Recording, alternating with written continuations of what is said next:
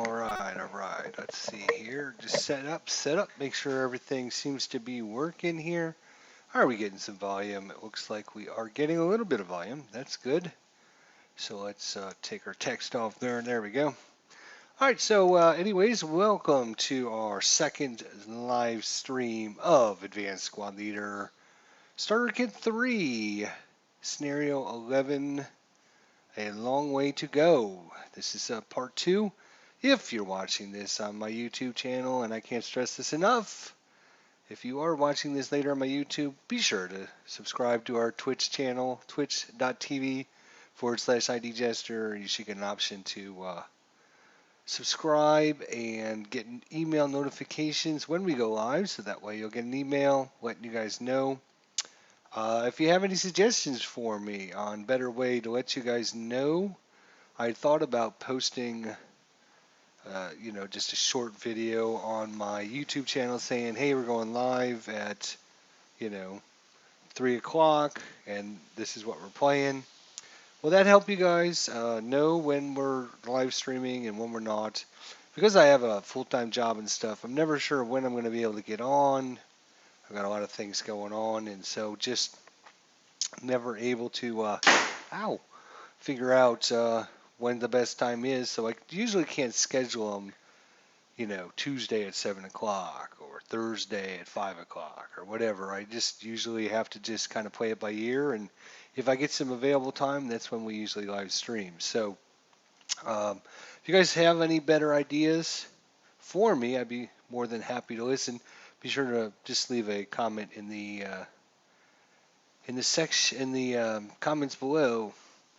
Anyways, we're back in Starter Kit 3 here, and just a little bit of housekeeping on this. I have to actually bring up another web page here.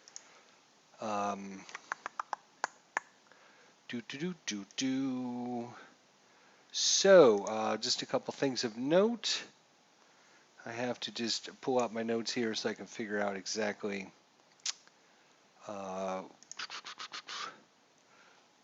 So we had a few comments. Thank you all for posting your comments from our previous episode. Thanks to let me know that you are enjoying this. I do like to hear comments. Again, 100%, I don't live stream. I don't post videos just to do it, to make money or whatever. I just do it for the fun of it because I like to know people out there are learning things from my tutorial videos or enjoying what we're doing here. So it's always nice when you guys leave a nice comment. So thanks one and all.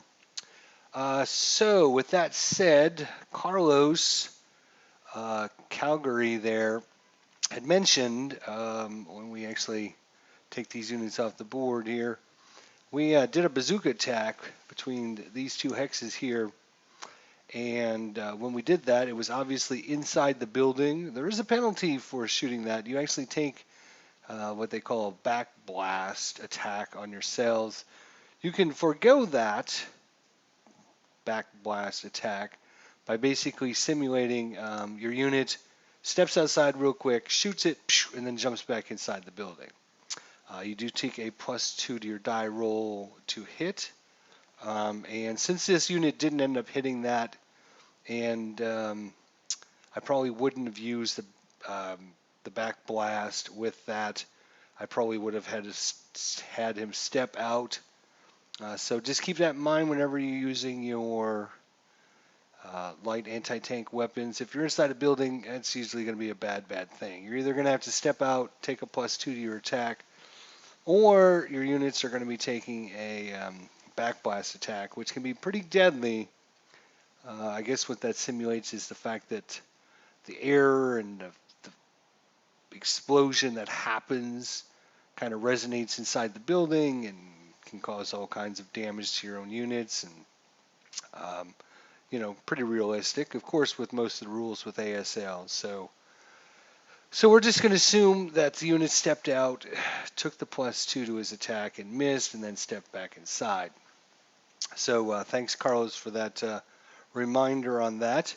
Also, we had someone post a comment asking if bazookas do get acquisition marks. No, your light anti-tank weapons never receive acquisition markers, so Doesn't matter if it's a bazooka or a Panzerfaust or anything like that. They don't get acquisition markers.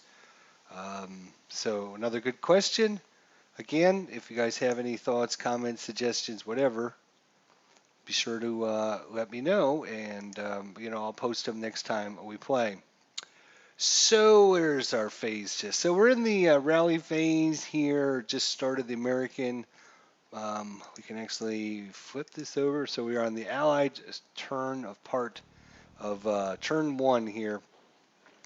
So I think, I've actually had a couple days in between episodes here to kind of review and think about things. Where is that noise coming from? Hang on a second. Uh, that's from our previous live stream. Why is that? Oh, I know, because it's probably set up on... Hang on a second. What the hell is going on here? No, it's not playing from our current live stream. Why is it playing from the previous live stream? That's interesting. Huh. Oh, it's because I've got this. Yeah, okay. Sorry about that. There we go. All right, so I was actually looking at the notes from the previous live stream. That's where we're getting that music from. Um, so let's see. Also, Mika Strollman there posted a real good link if you go back to episode 1 of this on the differences between starter kit rules and full ASL rules. So there's a link there to the Board Game Geek website, and a really good article on the differences between full ASL and starter kit ASL, and the differences and what you can and can't do, and new rules you're going to have to learn and all that. So if you're interested in full ASL or interested in finding out the differences between starter kit or full ASL, be sure to check out that article. It's really good. Goes into pretty good detail. Anyways, I've had a few days in between our live streams here to kind of review the situation, and at one point I even thought about maybe just scrapping this scenario for a couple reasons. I've kind of, I think I've kind of mucked up the American start here with their setup, and I'm not 100% sure there's much we can do about it to kind of compensate for it. Probably now that I've seen all of the German units and such, our original game plan was to set a forward guard to kind of guard their entrance in so they don't just plow through the map, and then have some units in the back end to kind of slow them down once they break through, hoping it was going to take several turns for them to do that. Unfortunately, as you can see, we're only at the American part of turn 1 here, and the Germans haven't made that much advancing. That's true, but the American units that were actually here in the front lines are in some serious jeopardy, and without those units, it's going to be a problem. The second thing I kind of mucked up was I actually gave this, if we look at this hex here, I gave this bazooka to a half squad instead of a full squad, which was kind of a mistake because they can only shoot the bazooka or their inherent firepower. And that was, not obviously a good thing because he started to get swarmed by Germans. He ended up taking a shot with his bazooka, but he didn't have any firepower to actually shoot himself. So what I probably should have done was given a full squad the bazooka, which would have allowed them to have a better chance of slowing the Germans down. A half squad with the bazooka is not going to slow down all these Germans. So I kind of mucked that up a little bit. So as you can see, we even lost that unit in some close combat action there. The Germans end up ambushing them from the first episode. Let me go back to our regular Twitch channel here. Well, welcome guys. welcome. Thanks for joining us. Anyways, we um, coast combat happened. The Germans ended up ambushing them and ended up uh, two half squads versus the half squad that was in there, and ended up killing them outright. So that was probably a mistake again to put that half squad there. I probably should have used a full squad there. All right, so kind of, as I mentioned, kind of debating whether or not to continue this if it's kind of the setup, but my kind of the philosophy I'm going on is sometimes either based on the scenario setup or based upon your own setup or whatever. You just don't have, optimal locations. You don't have optimal play. You don't have optimal units in different locations, and it can just add to your challenge for the scenario, I guess is the best way of putting it.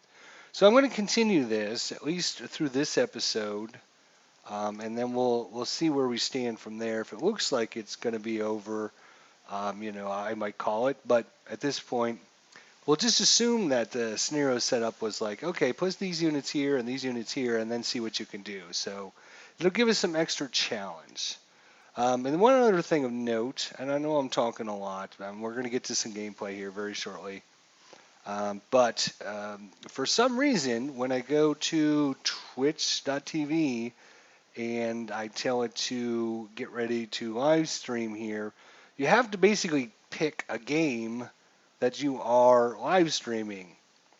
And when I put in Advanced Squad Leader, there is no Advanced Squad Leader, and it says, nope, you have to put in a real game. So, I tried Vassal. Vassal's not on the list. I've tried everything, and I can't find anything to use for our streaming game. So I just chose Advanced Strategic Command because it's basically the only thing that's kind of similar that I can use that would be for Advanced Squad Leader. So unfortunately, just keep that in mind if you're looking for our channel or if we're going live and we happen to be doing some ASL. It's going to be probably listed as Advanced Strategic Command, so just keep that in mind.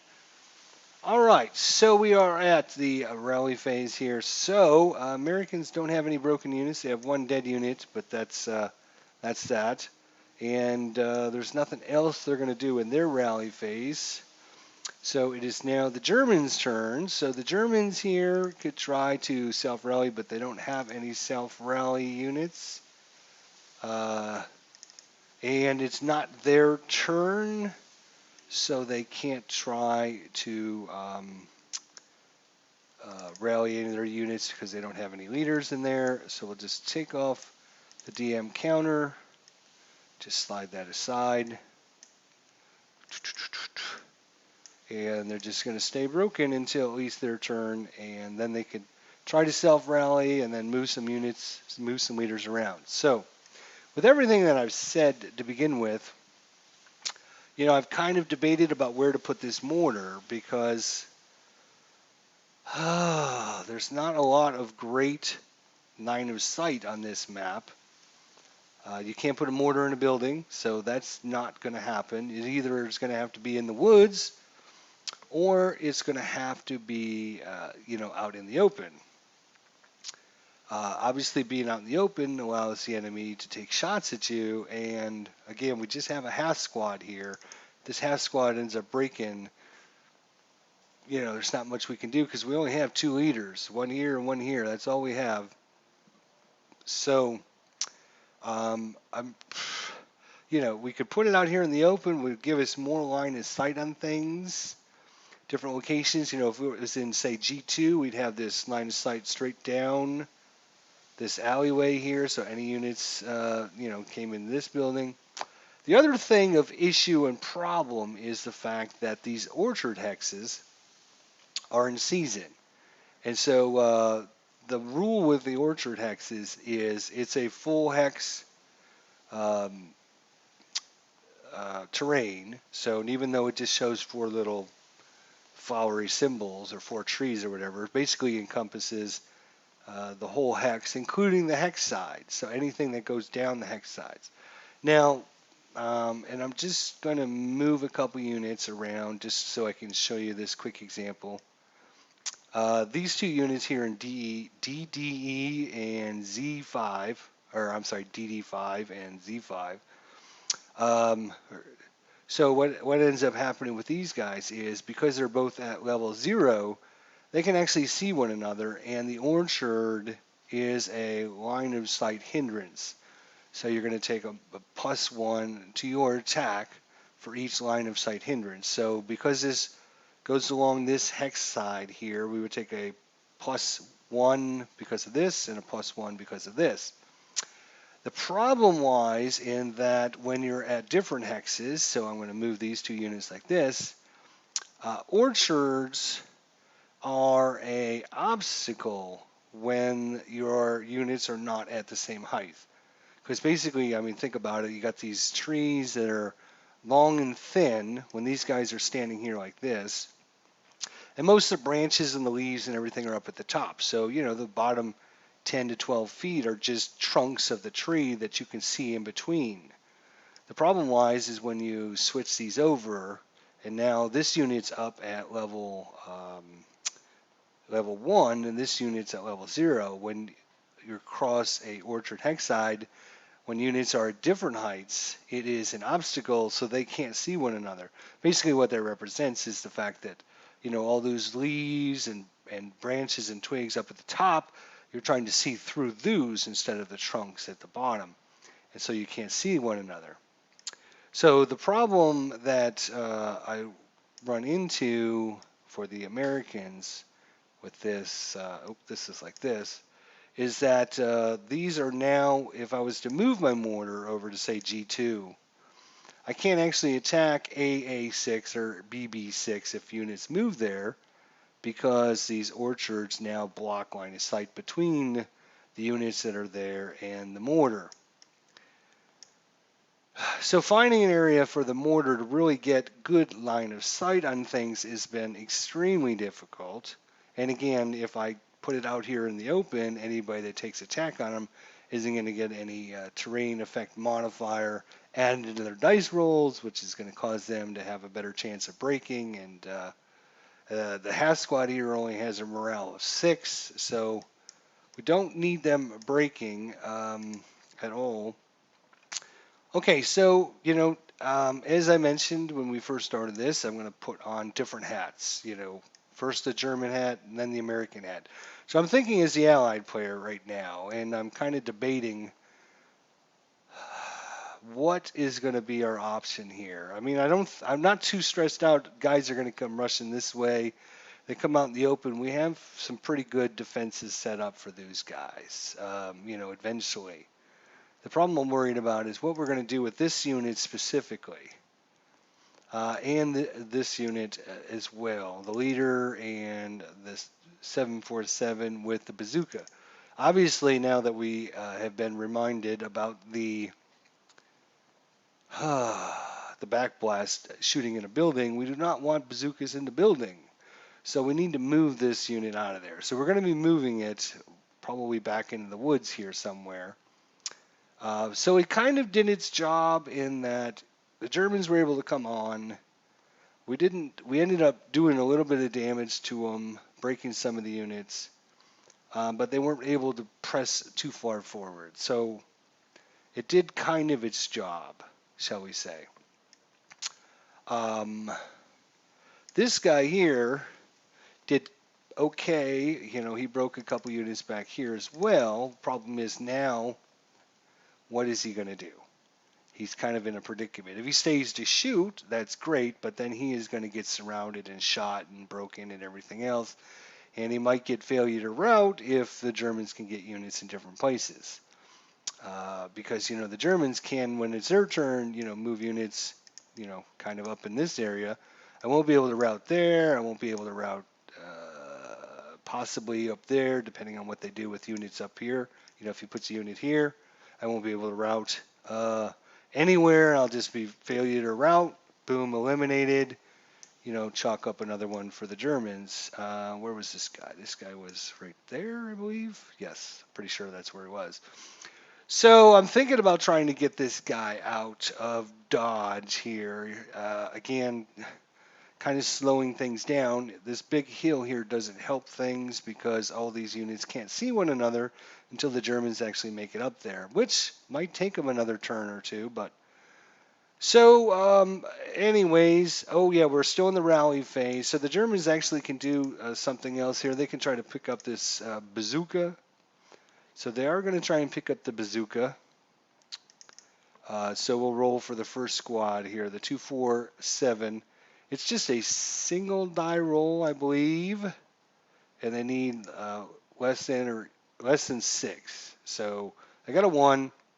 So they were able to find the bazooka, pick it up, and so now that half squad, has a bazooka. So they picked up our bazooka. That's not very nice. Now there is penalties for using equipment, and I'm going to have to check the rules on that because it's been a while since I actually used that rule, but we'll get to that when we get to it, if they decide to use it or not. All right, so that is pretty much the rally phase, right? So now we're on to prep fire. Next phase, prep fire. Here we are. So the American has a chance to prep fire again. This unit here would take a 14 attack, a 14 plus 3 attack because of the oh yes, and someone else mentioned all I have to do is actually hover over the unit for a second, and it'll actually pop up the terrain and the units that are in it. I don't need to constantly move out of the way. The reason I'm used to doing that is because I'm used to playing with Vassal 3.1.8, which I believe was the last Vassal module that actually had the terrain height incorporated into it. What I mean is, when I go to do line of sight, it would actually show where it's blocked. And so obviously you can see this one doesn't because it just shows a red line. The other vessel module, I believe, when you start crossing, things like this, is that blocked or it's not blocked, it would actually change the color of the line to let you know if it's blocked or not blocked. So that's why I'm used to that. But of course, that did not have all the fancy new features like, hey, you can see the terrain just by hovering your mouse over that. All right, so prep fire. Again, this unit could take a shot at this, but then he's going to be taking an attack from this guy and probably get surrounded when it's the German's turn. So I'm thinking about getting this guy out of here. He does have an avenue where he can go into this hex here. He can go into this hex and not be shot by anybody. The problem is when he goes into this hex. So he could try to go into this hex and then drop smoke. And if he's successful, then he can move into that hex. If they want to take an opportunity attack, they can do that. Let's see what their range of 4. Yeah, that's going to be a problem. 1, 2, 3, 4. I think they have line of sight between these two. I don't think they have line of sight. I think the building blocks line of sight there. So we can get the unit here, possibly here, and then out of here, and then, advance him into this building here. We are going to have to CX him to try to move him, and we are going to move this guy. So we are not going to prep fire because these units in the back can't see anybody yet, and the units up front we want to move. So no prep fire, which is weird for a defender because normally the defender spends all their time prep firing, and the attacker usually spends all their time in the movement phase. So we're going to go to the movement phase. So we have to decide where we're going to move. And I think what we want to do is just move into this woods hex right here. It'll allow us to use the bazooka without having to worry about backblast. And it might give us another turn or two to slow the Germans down. So we're going to spend 1 movement factor. I keep calling them movement points, but they are not movement points. Movement points are for vehicles. Movement factors are for infantry. So 1 there. Nobody can see him. You might think that this guy has a line of sight. Actually, does he? Let me think about this. No, because he crosses that hillside right there. So because he crosses that hillside, he can't see down into the valley there. So that's good. So one movement factor to move there, and then second and third movement factors to move there. We could continue moving him, but I think we want to keep him right there. And we'll talk about why here in a minute. Now, this guy here. Oh boy, let's take all of our move tokens off there. And in fact, I'll just leave him on this guy there so I know that he moved. Not that we can't keep track of that. All right, this guy here, again, we could move him. We could throw smoke here and then try to move up along this building here, but this guy would be able to shoot us. And we'd be out in the open.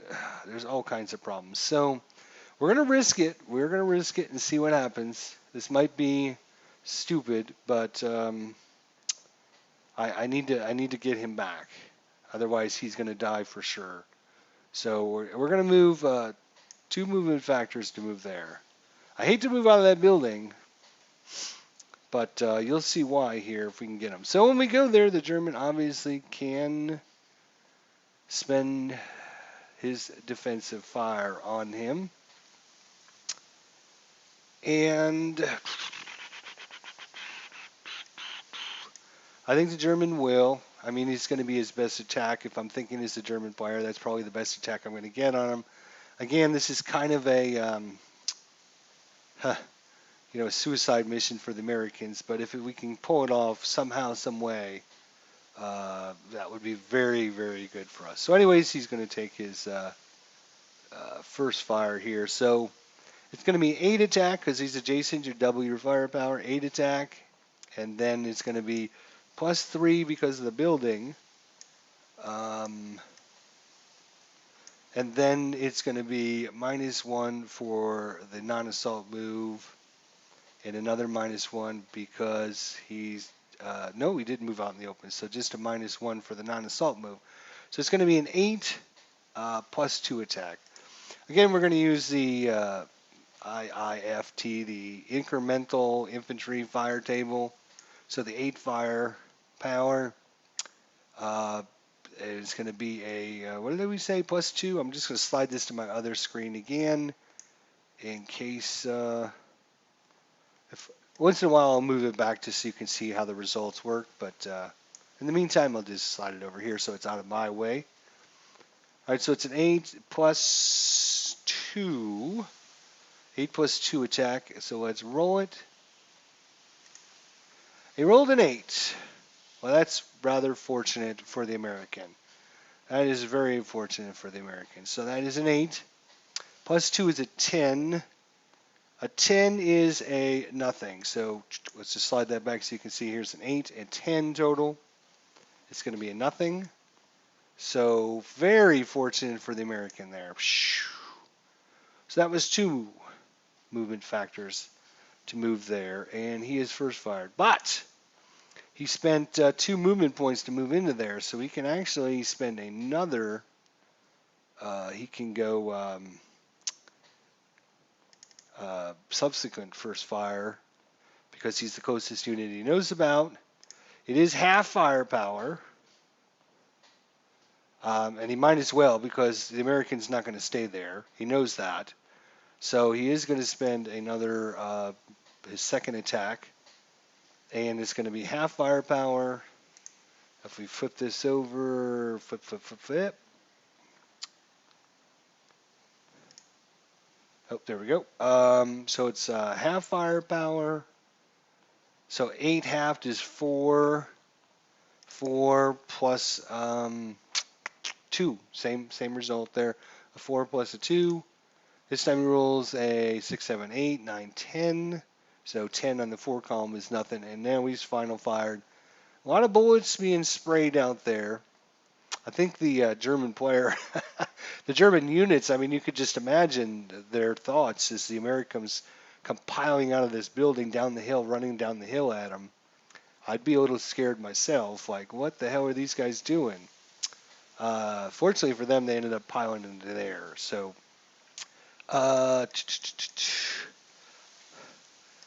This guy could defensive fire as well if he wanted to. The question is for the German player. Now, if I'm putting my German player hat on, is the American going to stay there? Probably not going to stay there. Is he going to move out in the open somewhere where I can get a shot on him? If I first fire on him, then when I go to take a subsequent first fire, problem's going to be I'm going to be at half firepower. I could just shoot my machine gun, but then we're only talking a 3 firepower attack. And my leader can only direct 1 fire attack. So if I use just my machine gun, we would get a -1. But again, I would rather probably just save my leader to shoot with everybody. So, maybe he is going to stay there, which obviously might be a good idea because you can see the German players. I did it again. I'm just so used to doing that. I'm just so used to clicking that so I can get rid of the units instead of just hovering over it. It'll take me a little bit, but I'll get used to that new feature. By the way, I believe we are, for those of you who are wondering about Vassal, tell us the version. We are running version 3.2.16. I should also mention when I do load up version 3.2.16, it asks me, do I want to upgrade to a newer version? And I say, no, I don't want to upgrade. Thank you. But there probably is a more up-to-date version than what I've got. Anyways, does the German want to stay out in the open? This American can get an attack on him if he does end up staying there.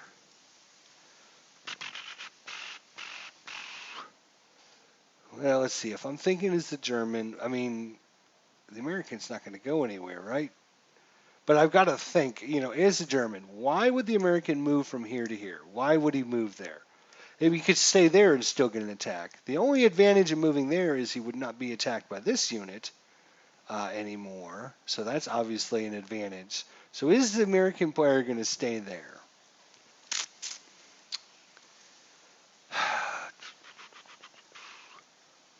He doesn't have anywhere to go other than, I mean, he's got areas to go, but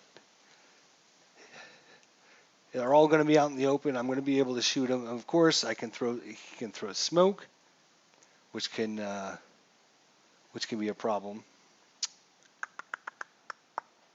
The German player is going to take an attack, and I'll tell you why. The German player's thinking, oh, I know what this guy's going to do. He's going to throw smoke right here, and I won't be able to attack him. So I will, the +2, let me think about this. It's a +2 for a smoke counter. Let's look at our smoke counters real quickly for you out there. Smoke, where are you? There we are, smoke. All right, just going to slide that up. I really like some of the new features, though. The dice look cool. Having all the different. Oh, what's this? Smokes. I don't know what that means. I'm just going to click it just to see what happens. Oh, okay. So that's nice. Oh, so if you want some of the counters, they're already there. Okay, that's good. So infantry leave a small smoke counter. Not a big smoke counter, and it's +2.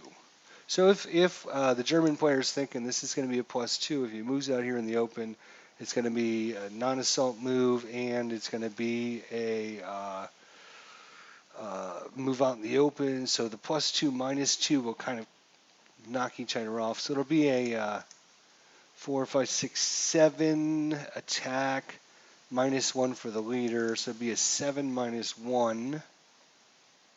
Attack. If I shoot here and there's no TEM, this is going to be a 7 -1, but +2 for the building.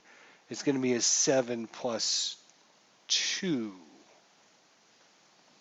So it's a 7 +1 or a 7 +2. So yeah, with that said, all that calculations done. And sometimes you have to think about that. So sorry it takes me a little bit, but I'm just trying to give players out there, especially, I think some newer advanced squad leader players or starter kit people will be watching this eventually. And, they have no idea what's going on and they're looking at counters and movement, but they don't hear the strategy behind what's going on. And I think that's ultra important to share with people is the strategy. So the German player will not move or do not defensive fire. All right. So all that he moved two movement factors. Again, I'm going to try and remember to say movement factors for infantry so I don't get anyone confused because there are a big difference between movement factors for infantry and movement points for vehicles. Big difference. All right, so that was two. The American. Oh, I'm sorry. I knew this in my head, but I forgot to tell everyone. The American is actually CXing, so just keep that in mind. So that would also make sure that the German player is going to know, oh, he's probably not going to stay there. So it was two movement factors to move there. German player knows he's going to move. He's going to wait. He's going to take the smoke. That's fine.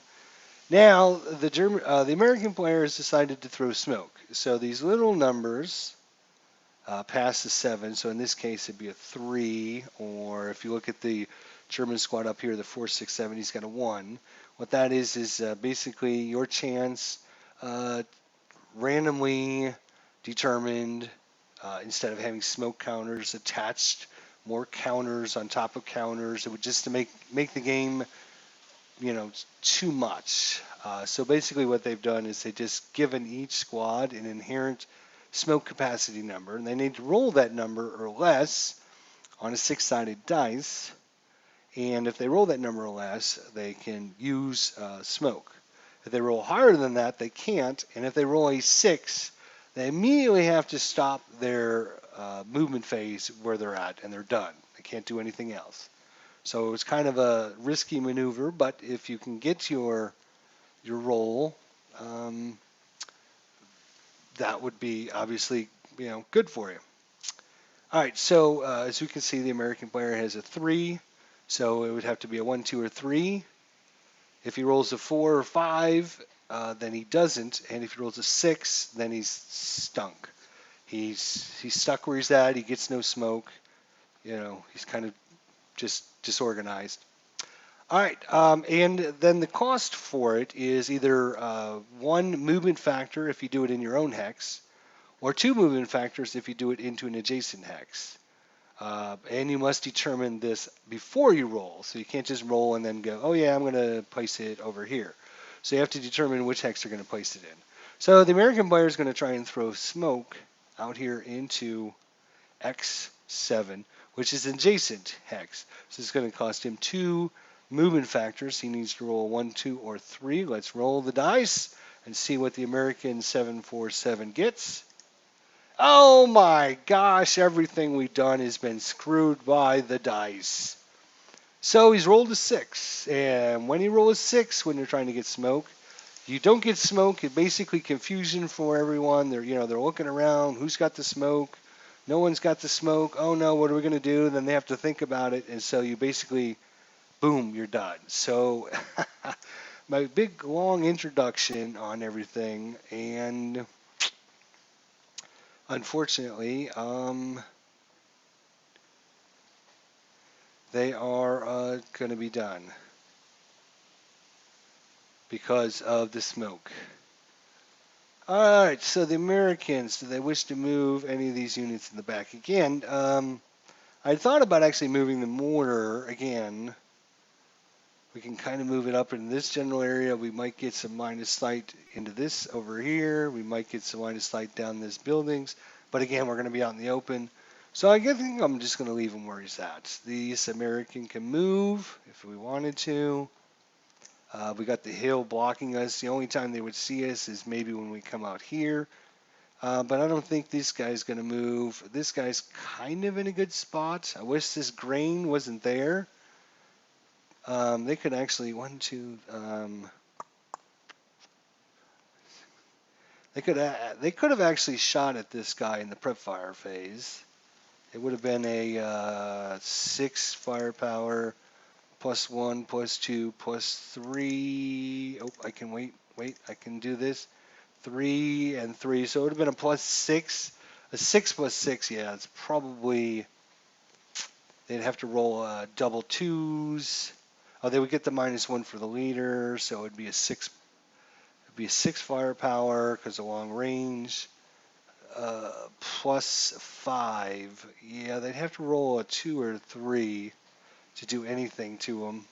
So 1, 2, 3, 4, and 3 for the building there. Wait, 1, 2, 1, 2, 3. 1 for that is 4. +3 for the building is 7. -1, yeah, it's a 6 + 6 attack. So yeah, probably not even worth trying. And I don't think this guy, yeah, this building right here is going to block line of sight from the mortar, so he can't see anybody yet. So the American movement phase is done. Next phase, we're going to go on to defensive fire.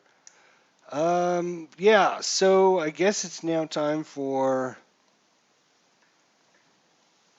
the German player here.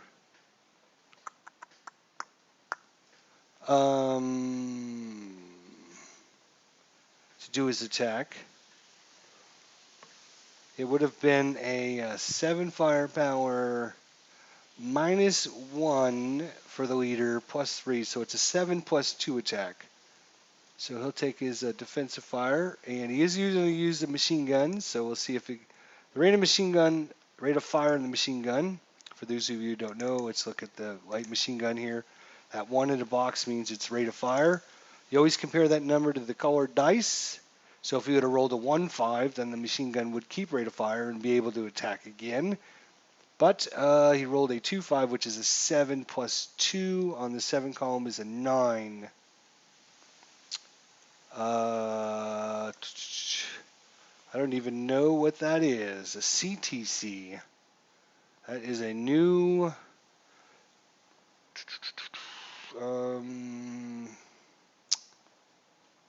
What the hell is a CTC?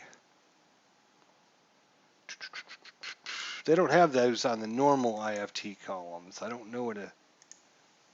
It's not a PINTAS check either. It's a CTC. I guess I'm just going to ignore it because I don't know. I'm looking on the chart. So let me show you what I'm talking about. So if you use the regular IFT table, it just has columns like this. But if you look at the IFT column, you see it has the PINTAS check, and then some of the columns have CTC on them. But you notice the IFT doesn't have a CTC. I don't know what a CTC check is. Based on this chart here, must have something to do with the fact that it's got incremental columns. I guess I'll have to look into that. For now, I'll just ignore CTC checks. And then if once I find it out, I will use it. So yeah, I don't know. I don't normally use the IIFT, the intermittent. So yeah. So anyways, his attack was what? A 7 + 2 is a 9 on the 7 column. Was yeah CCC, which we're going to ignore for both sides, not just the Americans. So so that attack is done. This guy actually. Let's see. I do want to remove the units because I want to. Yeah, he can't shoot this because the line of sight goes across that building there, so you can't see one another. I don't believe. And it might actually cross this side of the building too. So yeah, this guy can't see him. This guy shot. These guys could shoot. Let's see what their range of 4. 1, 2, 3, 4. So they actually were within range. 2 firepower, 2 firepowers, 4 firepower. Oh, that one guy's only got a range of 3. So he's at long range. So he's only got 1 firepower. So 1 + 2 is 3 firepower. He's crossing one orchard, so it's +1, and +3 for the building is +4. So it's a +4, 3, column 3, and it's a +4.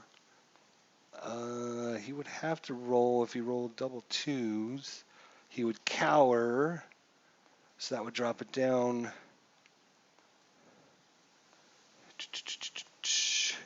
Yeah, he won't take that attack either. Just because he's got no chance of doing it. So, just to be fair, because I didn't have this guy make his, check, he's not going to do his check either. And I can do that because, yeah, I'm playing by myself. So that's it, right? So we go on to the advanced fire phase. Well, we do have some advanced firing. So this 7 firepower unit here will use his inherent firepower, and he's going to attack this hex over here, and it's going to be advanced firepower is normally half firepower, but because this unit has an underline, he gets half firepower rounded up +1. So 7 is normally 3.5, rounded up to 4, and then you add 1, so it would be at 5 firepower. So 5 firepower, and he's shooting into a wood, so it's going to be a 5 + 1. That's a little bit decent.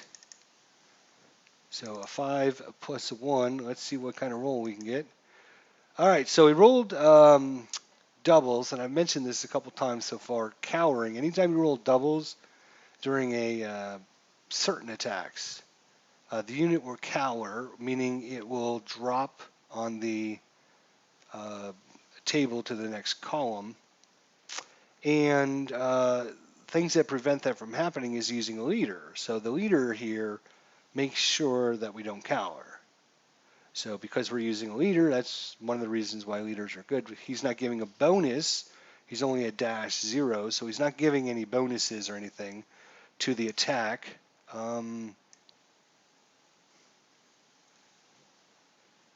Hey, Jack, what's going on, buddy? Good to see you. Sorry, I had to.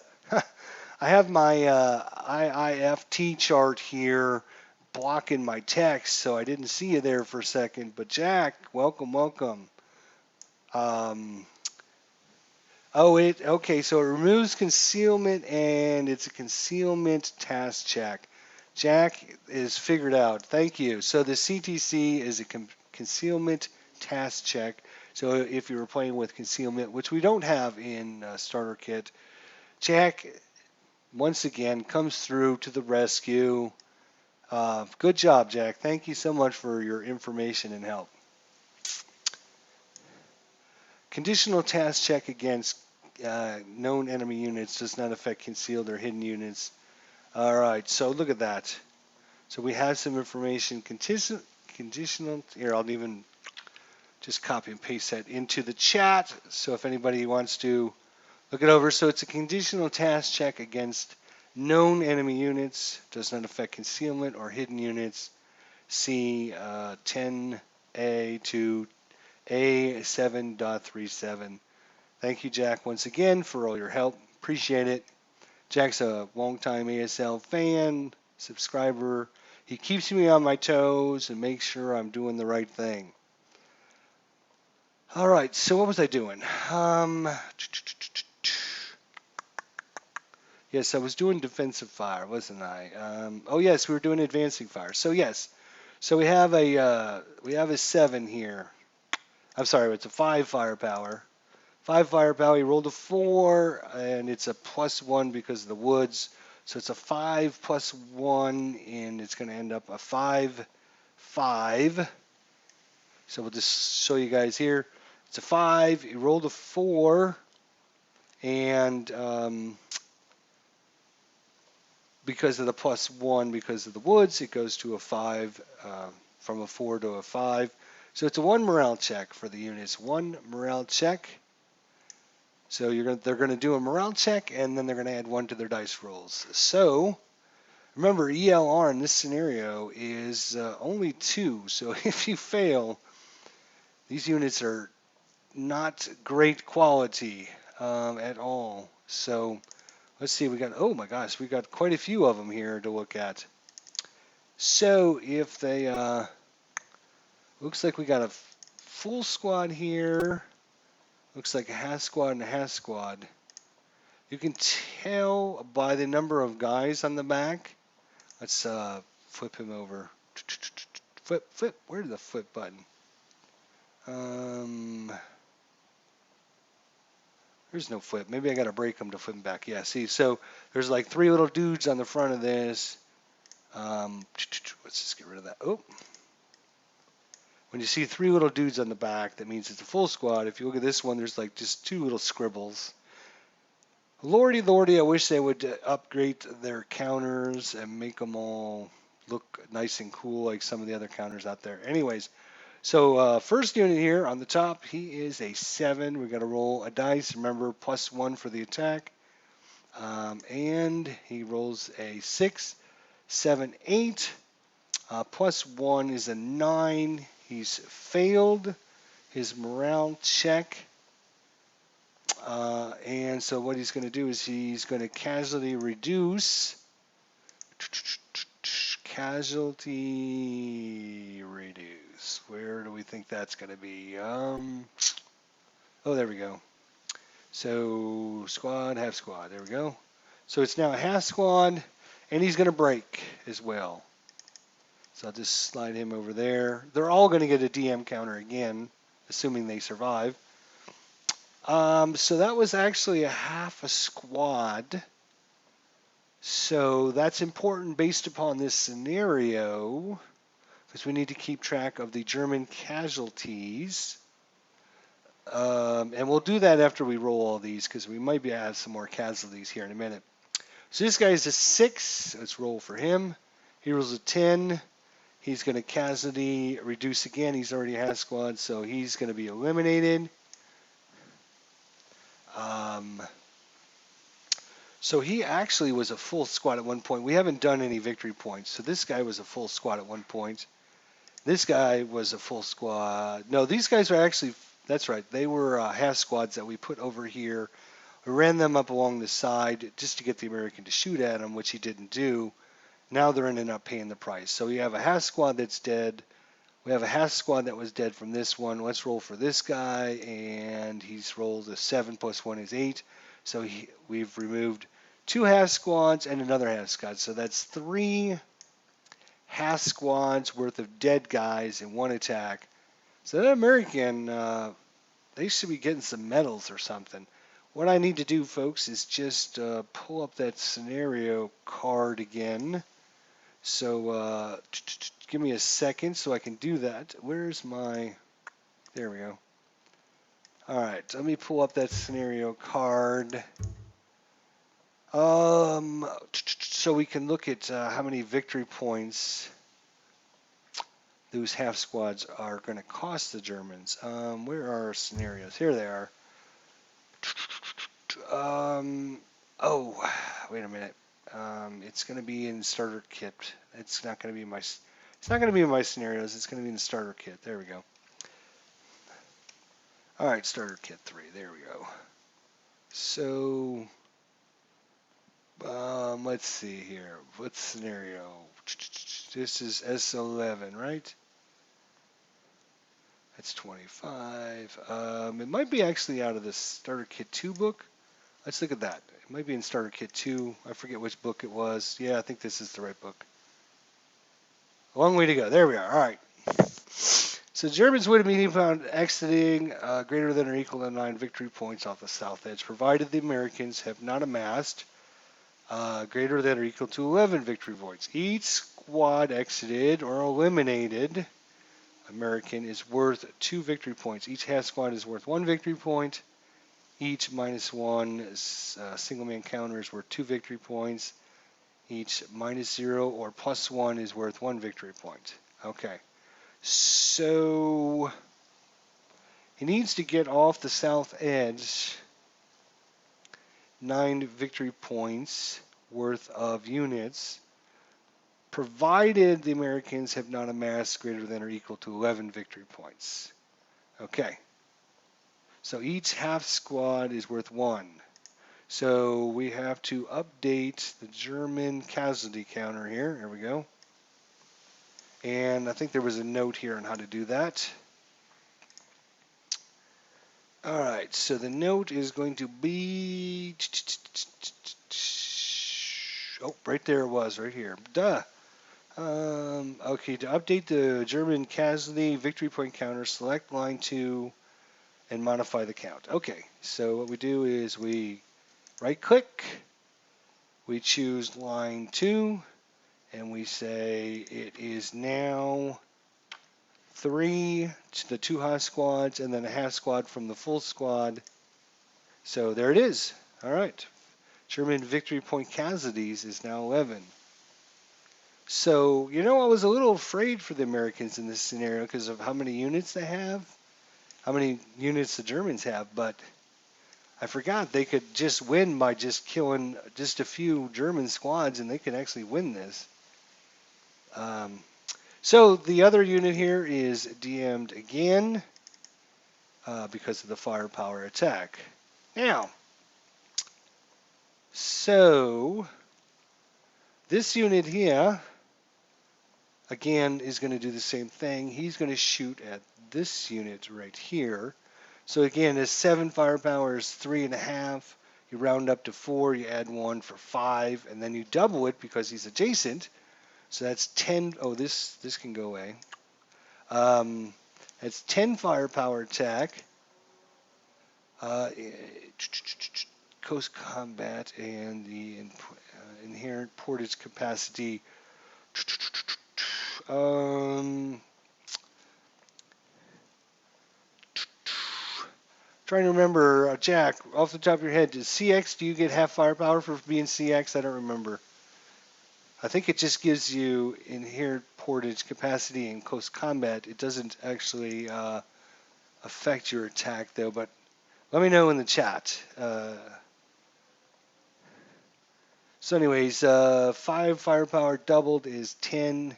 It's going to be +3 because of the stone building. So it's a 10 +3 attack, which is still not bad from one stinking little unit. If he rolls a 7, it's still going to be a 1 morale check. No firepower change. Thank you, Jack. All right. So he's going to do that. So firing at this. Actually, let me think about this. These guys are out in the open. That's a leader. That's an 8-1 leader.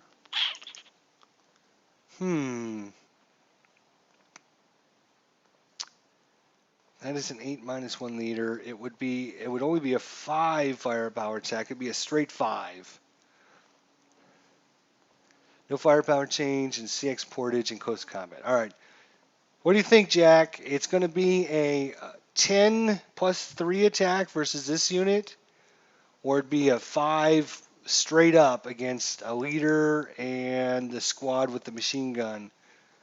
If you were the Americans, which would you choose? Attack the leader and the squad with the machine gun, or double firepower against this guy? It'd be +3 against him, but it'd be a straight up attack against him. Let me know in the chat what you think. I'm thinking, if you could take out that leader or damage him or his squad, that would be pretty good.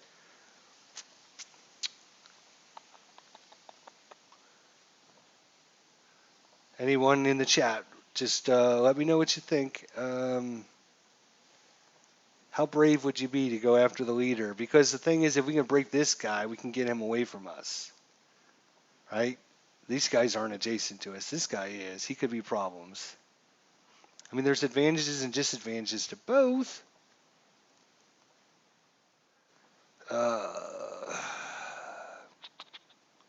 Go for the leader in the squad in the open. All right. There we go. We're going to do a flat up 5 attack, 5 firepower attack. So even if we get a 7, it's only a pintass check. But if we can roll less than a 7, we would force them to make a morale check. That would be a good thing. All right, we're going to do it. Here we go. Ah, all right, so he rolled a 4, which is actually good. The only problem with that is, we just talked about it, he cowers because there's no leader directing the attack. So he's going to go from the 5 column. That's going to be interesting. How does that work? I don't know how it works on the IFT. You don't just go down one column on the IFT. Does it actually tell us? So normally, if you're just using the normal stuff, and maybe I should just use the normal chart because a lot of people are probably watching this wondering, I've never seen that chart before in my entire lifetime. um, I'll tell you what, we're gonna use this during round 1, and then I'm gonna just, for the rest of the scenario, round 2 and beyond, I'm just gonna go back to the regular IFT table because starter kit people are probably only going to get used to that. And I'm not sure how I would probably go down, I'm thinking the 3.5 column. Because this is like the first number less than the red. So this would be the first number less than the red. Would be the 3.5 column. That makes sense to me, and I don't know. So that's the way I'm going to play it, unless somebody knows for sure. It looks like a 1 morale check. Which makes sense because the result was a 2 morale check.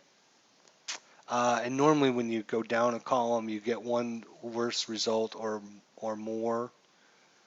So if it went from a 2 morale check, it'd probably go down to a 1 morale check. So, I mean, that makes sense. So that's the way I'm going to play it. And my opponent can't argue with me because what's he going to say? It's just me. All right, so the squad is going to make his morale check first. The reason you want to do that is because your leader can give you the bonus as long as it's not broken. Yeah, okay, 1 morale check. See, I've got... So you might as well do your squads first before you do your leader. So their morale is a 7, and it is a 1 morale check, so they're going to add 1 to the die, but they get a -1 leader. So the -1 leader is going to nullify the +1 from the attack. So it's a 7 or less. So let's see what he does. He rolls a 7. So you rolled exactly his morale check. So in that case, the squad is pinned. Not that that becomes that big a deal because he's not during his movement, but we'll put the counter out there anyways. Now the leader needs to make his check. Obviously, he doesn't get his own bonus. So he's at 8. And we're going to add 1 to the die roll because of the 1 morale check. He rolls a 5 plus 1 is an 8. Or I'm sorry, 5 plus 1 is a 6, which is less than 8. So the leader's fine, and we pin the half squad. Now that could be important in case of close combat. You know, if we had another unit run up here or whatever, you know, it could be important. Oh, leader always checks first. Okay, that's right. See, problem is I play too many tactical war games. You know, between close combat, combat commander, you know, heroes in Normandy. You know, there's so many different systems out there. It's hard to keep them all track. Which ones come under which category? But yeah, the leader should always check first. You're right. And then they can give their bonus to the other squads. But, you know, we had a failed attack there. Let's just assume we would have done our attack against this unit here. It would have been a 10 going down to the 7 column because he cowered and he ended up with the 4. It would have been a 2 morale check on this unit there if we would have went to this guy here. So either way,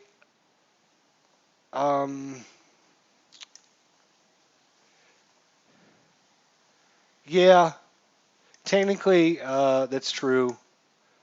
If we take the dice, I rolled for the squad first when the leader should have went, so it should have been a 7 plus 1 is 8. So the leader's pinned.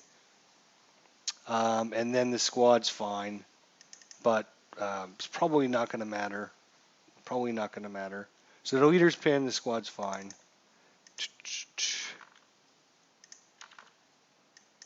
There, we'll do it like that, I guess, just so we don't get confused. All right, so the squad's fine. So that was our advanced fire phase. We did some pretty good job there. Next phase is going to be the rout phase. So, American doesn't have anyone to rout, which is good. So he will no longer, it'll go on to the German player. The German players,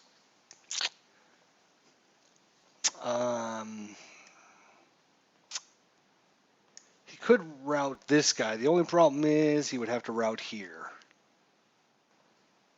because it's the closest in. He doesn't have to because he's in the woods. So he doesn't have to route. He can stay right where he's at. Fortunately, I would like to route him. The only problem is if I route him, I've got to move him here because you have to route to the nearest building and or woods hex. It's not closer to known enemy units. The only enemy unit this squad up there knows about. I mean, he can hear bullets flying off in the distance. But the only person he knows about is this guy right here. So the closest building or woods is this one. He cannot route this one back there because this is three movement factors away. This is only 2 movement factors. So you'd have to go there, which doesn't help him any to get away from the American because the American can still see him. And not only that, but it would cause problems if he tries, when the German player tries to move up units up here, which he's probably going to be doing next turn. So German player will not rout that gentleman. These guys didn't rout. These guys are going to stay where they're at.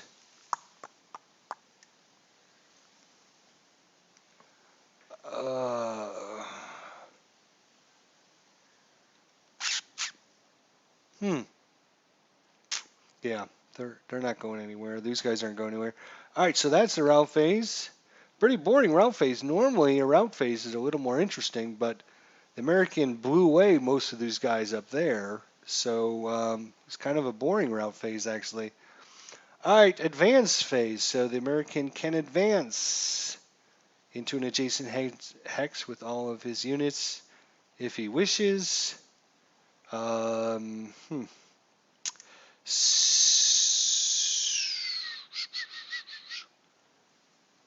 Hmm.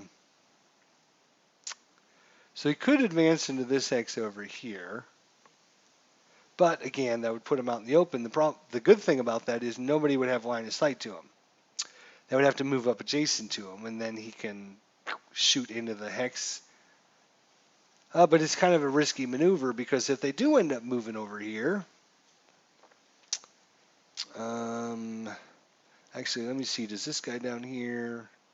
Yeah, he actually has line of sight, I believe. 1, 2, 3, 4. It'd be long. So yeah, I'm not too worried about it. It would be long distance for both these guys. One guy's got a range of 4, the other guy has a range of 3. So it would be 1 firepower plus 1 firepower, 2 firepower. They're going to get a +1 for shooting through the orchard. So it'd be a 2 + 1 attack. Not too worried about that. And if I was here, what do you think, Jack? Or anyone in the chat that wishes to comment? Should he stay or should he go? Is it worth staying in that hex? He's definitely going to be taking a pretty powerful attack from this guy. But, that +3 TEM for the stone building is awful hard to give up.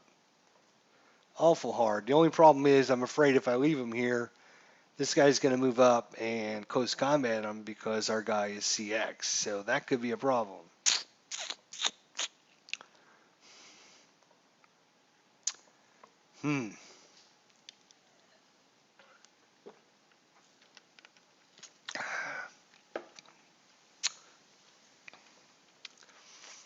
I don't know. I think I don't think I'm going to give up. I don't think I'm going to give up the building. I'm just going to stay there. We'll take the attacks and we'll see what happens. Having guys out in the open is just a bad thing. You can run into more problems. I mean, being an advanced player, there are advantages that you can use for that. The only problem is, and normally I would do this, but here's the problem. I'm going to show you. Let's say I move this guy here. Let's say during the German turn that's coming up, he ends up getting an attack on me somehow from one of these units or whatever, and he ends up breaking. The problem with this guy breaking is he's got to do the same thing that this German player did up here. He's got to route to the nearest closest building or woods hex that's not closer to a known enemy unit. The problem with that is it's going to put him back up here on this hill where all these other Germans are probably going to be standing, which could be a problem. And if for a reason, let's say the German player ended up going here and we needed to route, we could run into route issues if, this guy was, say, up here on this hill. We couldn't route anywhere. We could just be eliminated for failure to route. That would not be a good thing either. So, because of that situation,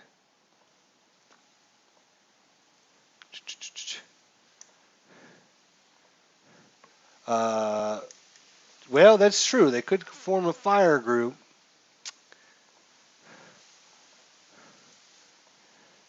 W7, W8. Yeah, these guys can form a fire group. Let's see how powerful it'd be. A 4 doubled is 8. 8, 9, 10, 11, 12, 13, 14, 15 minus. Now, they wouldn't get the bonus for the leader because of fire group.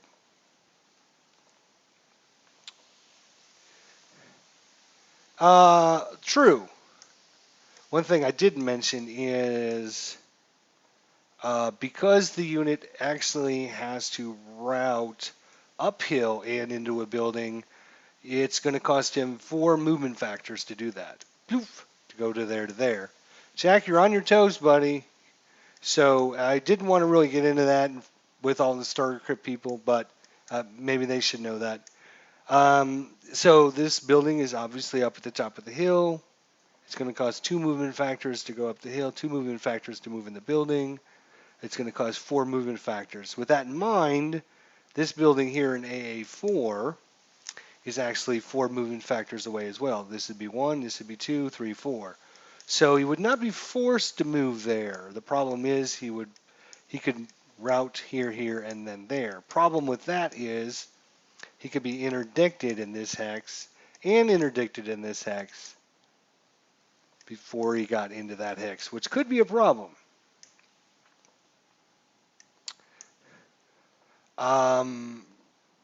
So I mean, it all comes back to that stupid smoke that we couldn't drop because we rolled a 6. If it wasn't for that 6 on the smoke, we would have already been out of here. We would have. I mean, these Americans would be back in the orchard singing and having a good time and not worried about being surrounded by a bunch of Jerrys. So the advanced phase, Americans are not going to advance anywhere. I think they're in good positions. So we'll move on to the next phase, which is close combat. There is no close combat. You need to be in the same hex for close combat. So in this case, there is no close combat. We are moving on to the next phase. So it's off to turn number 2 for the Axis here. Turn number 2 for the Axis. Let's see, what time is it? It's 4:15. Just trying to figure out. I don't like stopping live streams in the middle of a turn. So can we get the German side done? Let's see how much.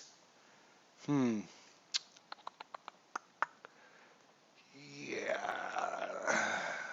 Just trying to debate on whether or not.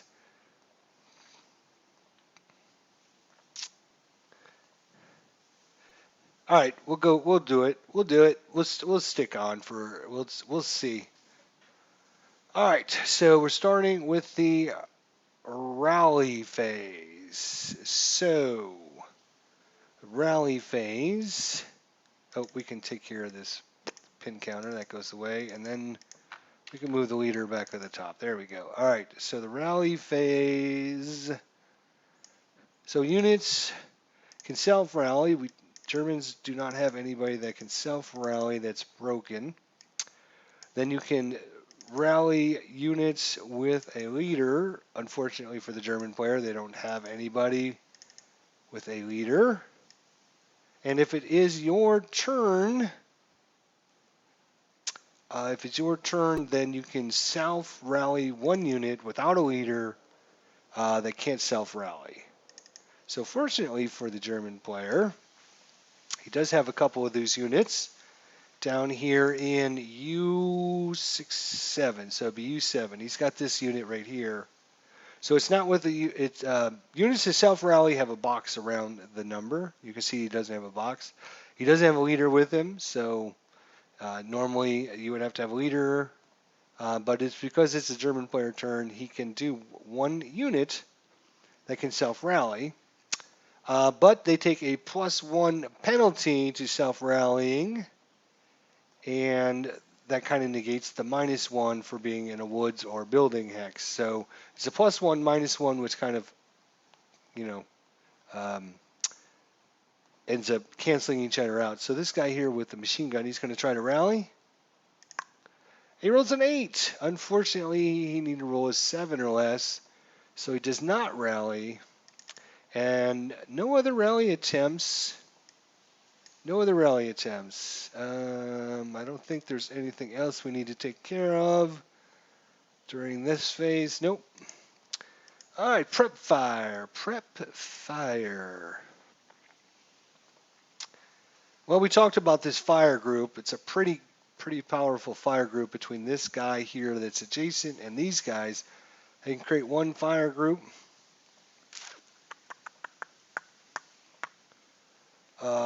It would be 8 firepower for this guy because he's adjacent, and 4, 5, 6, 7. So it'd be a 15 +3 attack. So do we want to prep fire with these guys, or is it better for us to start moving these guys?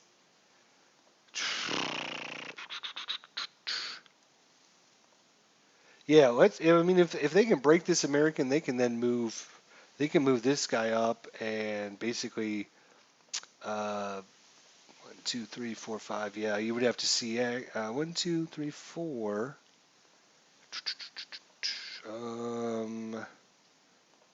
He could route to there at that point. So I need to be in this spot. So he'd have to CX. Yeah, he could CX for that. It'd be worth it, I think. Maybe. Maybe. Maybe.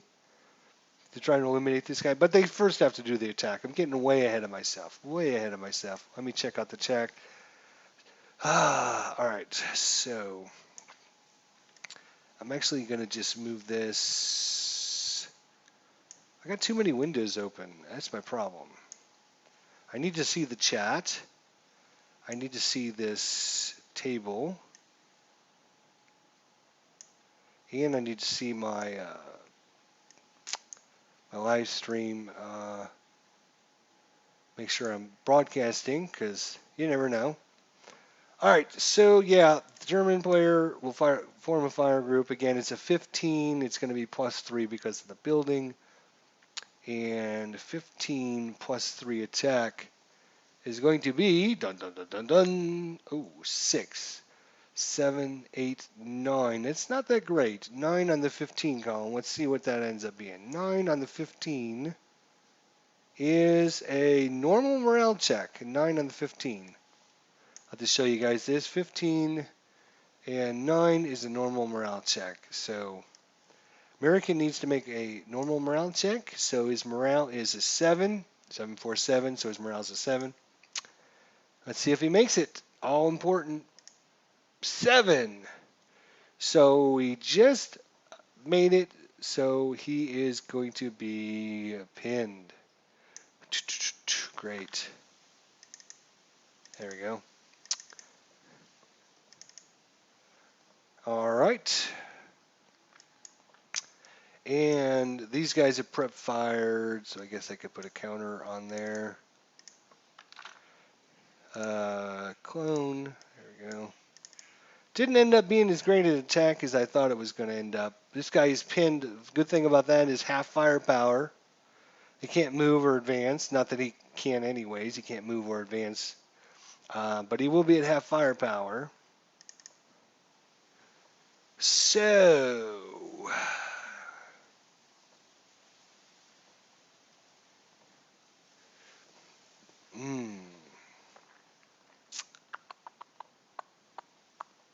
All right, so this guy is going to move a half squat. Oh, wait, we're still in prep fire. I got to determine if there's any other prep fire. See, I'm getting ahead of myself.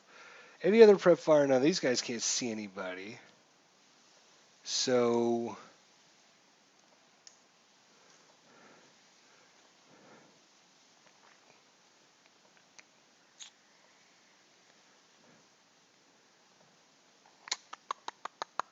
okay.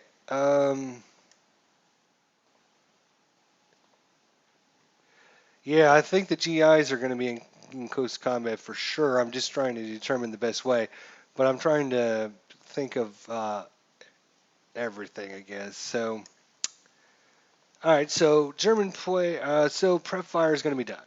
Yeah, because they're done prep firing. So we'll be done with the prep fire phase. So we're moving right on here. Movement phase. This is where it's going to get tricky. This is where it's going to get tricky. So German player is going to take this little half squad here, and he is going to move it right there for 1. This unit could shoot if he wants. You know, he's kind of what happened in the beginning. The German player's just daring him. Go ahead, shoot me. Use up your firepower. I'd be more than happy to do that. 2, you're going to do it? You're going to shoot at me? No. I mean, the American player, he doesn't want to waste his firepower because he sees all these other juicier targets, and he needs to protect himself against these guys.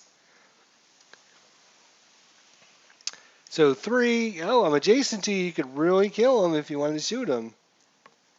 The American player's tempted. Oh, so tempted. But he can't waste his firepower on this little half squad. Killing a half squad is not, it's not worth sacrificing a full squad for a little half squad. He's got to try and go out with a bang. He's got to try and kill at least 1 full squad. If he's going to die, he's got to take out a full squad. He can't take out a half squad. So he declines, and the German player is going to go there for 4. Now that's a problem. That is really a problem. The American player is not happy about it because, again, having this guy here is going to determine where he can and can't route if he does break, which is going to be a problem. But, again, he can't waste his very, very precious defensive fire in this little half squad. He's got to be more concerned. So, German player sees this and says, all right, well, maybe you'll shoot at this guy. 1, nope, I'm not going to shoot at him. 2, you're going to shoot at him. Nope, I'm not going to shoot at him. 3, oh, I'm such a juicy target. Are you sure you don't want to shoot at me? Are you sure you don't want to shoot at me? I'm a juicy target. I got a bazooka. You can come out and get the bazooka if you shoot at me. Oh, the German player is cussing at the American player is cussing at the German player, saying, "You stinky kraut." No, again, he can't waste his firepower. Oops, he can't waste it on these guys, and so he's going to go for.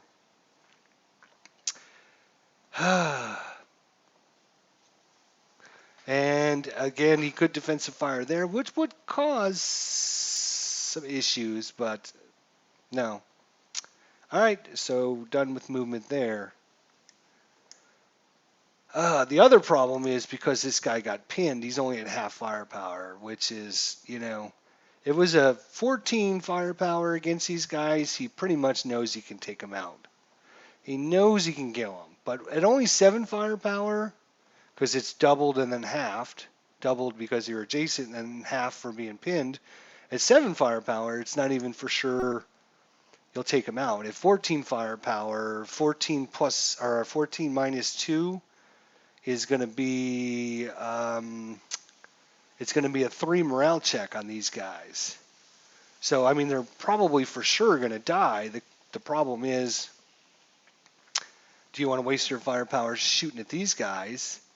But at 7 firepower, because of being pinned, a 7 plus 2 is only going to give you, well, it's still a 2 morale check, so that's not bad. But again, I don't think, if I was the American player, I would definitely not be shooting at these half squads. I mean, this guy here with the medium machine gun and a full squad and a leader, I mean, that would be the group I would try to take out. Or even this guy here. So the German player, knowing that he's so sly and sneaky,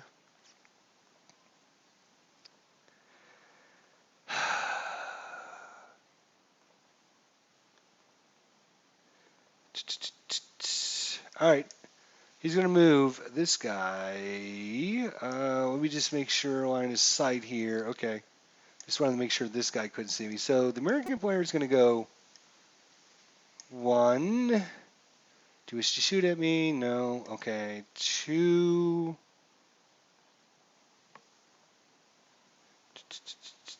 2. We'll go 2 there. No one can see him. 3. 4, 5. I mean, this is where the German player knows he's going to win or lose the scenario, because he's now got his medium machine gun basically set up on the top of this hill where he can see everyone, or a bunch of Americans. And if he can keep this guy alive and healthy, and he can tear into a few of these units, it's all over but the crying. So when he moves in there, we actually could again shoot at him. This guy can't shoot at him because if you missed the episode, or the beginning of this episode, we talked about orchards here are a full hex hindrance when you're talking about units at different heights. So this is a level 0, this is a level 1, and since this goes right down the hex side, this blocks line of sight between these two units. So this guy can't actually see this guy, unfortunately. This guy can, though, and if he had a bazooka, he might even sacrifice himself to shoot it, but he doesn't have a bazooka. But again, it's going to be 7 firepowered, halved because he's pinned. Oh, that sucks. It's like 3.5 firepower. It's not going to do anything against this stone building, or I'm sorry, wood building. It's only a +2. So 3.5 firepower.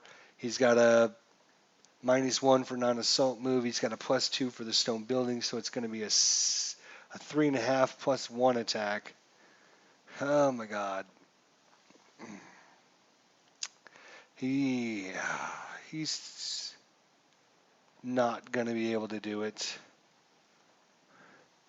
This guy here can't see because of this hill there. So the German player laughs. Ha ha ha ha. Oh, you just wait, buddy. We got a mortar coming for you in a little bit. So just sit tight. All right. Now.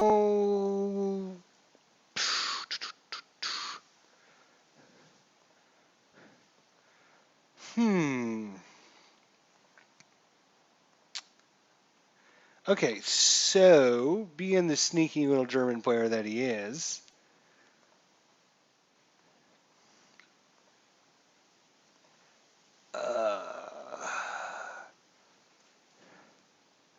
yeah, all right, he is going to CX this unit right here.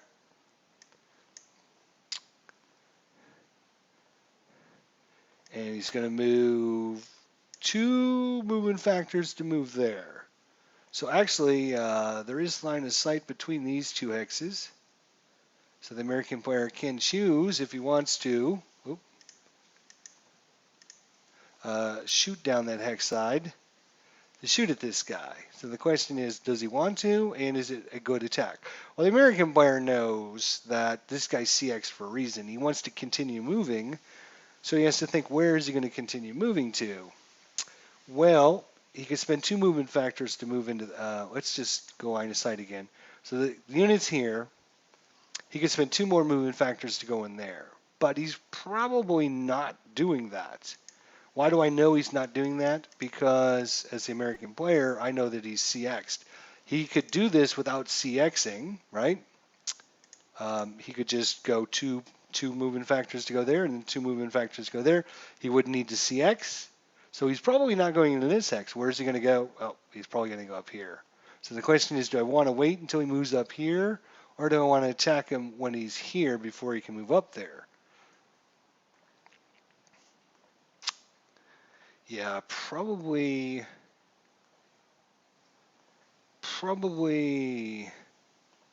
Oh, good point. Yep. Oops. You can't move broken units, by the way. I thought these guys. Yep. All right. Go back. Rewind. Good point. Yeah, these guys are broken. I forgot they were broken.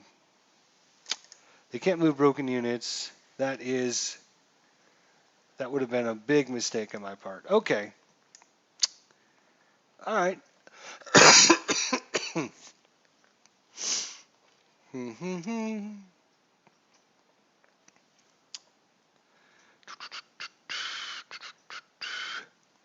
All right. We're gonna go 2, 3, 4, 5. All right. So this unit right here, this 4, 6, 7 German, he's gonna CX and spend 2 movement points to go there. So going uphill, double movement factors of 1 is 4. So 2 movement factors to move there. 2 movement factors to go there. 3 to go there. Again, he's kind of putting the pressure on the American because the American, he does have some residual firepower and he can still shoot the bazooka. So the question for the American player is, what's coming at me and what do I need to prepare for and which would be the best, most juiciest target to take out? So that was 2, 3 movement factors. He's going to move 4 movement factors to go there. I don't think, let me just see. I don't think they even have line of sight to one. Oh, actually he does. So he does have move line of sight to that unit there. I was thinking that little thing was blocking it, but it doesn't. So does the American wish to take a shot there? It would be a 7 -2 attack, which is pretty decent attack. Pretty decent attack. The question is, will he get a better attack with his squad? He can't use the bazooka. The bazooka's out. He can't use it on this attack because he can only shoot at a building. So the question for the American player is, if he uses his firepower now, then it only leaves him with the bazooka, which means he can only attack units that go into this hex, into this hex, or this hex. If a unit moves here or here or here or out in the open, he won't be able to use his bazooka. I think the American player is actually going to shoot there because it will leave some residual firepower there in case he decides to bring anybody else up here, which will force the German player to bring units into the building, which is what he wants. He wants units in the building so he can use his damn bazooka. He wants units to go in the bazooka. And if he leaves residual here, they'll either have to come into the residual firepower or they'll have to go in the buildings. If they go in the buildings, he can shoot his bazooka. If they walk in the residual firepower, that will cause them to take a residual firepower attack for free.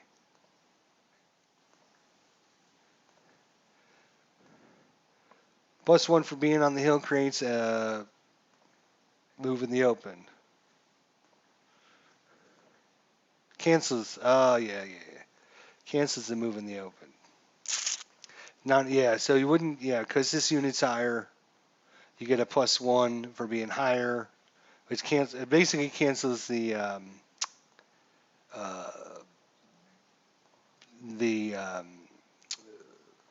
can't even think of the FF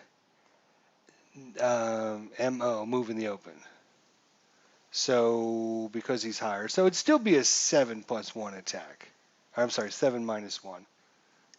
So for the reasons we just talked about, I mean, this unit could end up going here and here, and then he wouldn't have a shot at all. Let's see, what did he spend? 2, 3, 4. Yeah, you could end up going 5, 6 for all the American player knows. So he's going to take a shot here with his 7 firepower.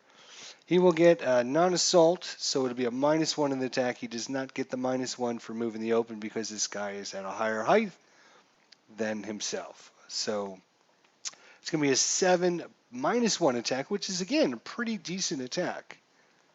Let's see what we can do. So it's a 6. He didn't Gower because he didn't roll the same. A 6+1 is a 7. So 7 on the 7 column is a normal morale check. So it's just a straight up normal morale check. This morale for the German is is a 7.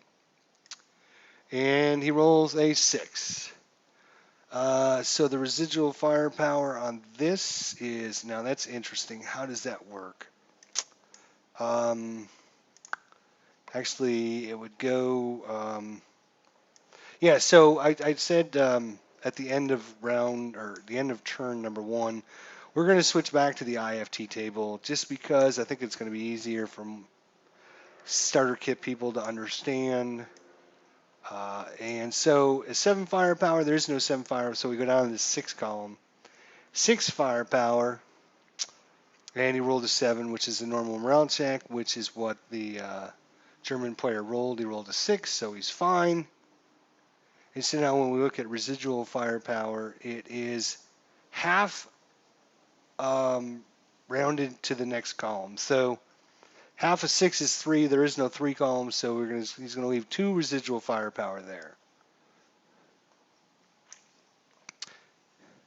And let's see, do we have residual firepower up here at all somewhere?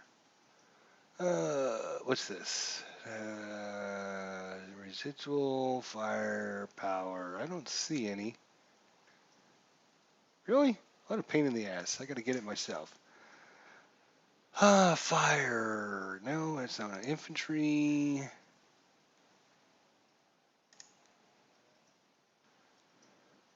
Oh, here it is. Boop. So 1. We're going to flip that, or increase it to 2. There we go. Jack, did I do everything right there, buddy? You got to keep me on my toes. You got to keep me on my toes. So, when you're trying to, I got to think as the Americans. I got to think as the Germans. I got to remember who moved, who didn't move. I don't have time for like rules and stuff. That's just crazy. All right, so 2 residual firepowers left there. And he has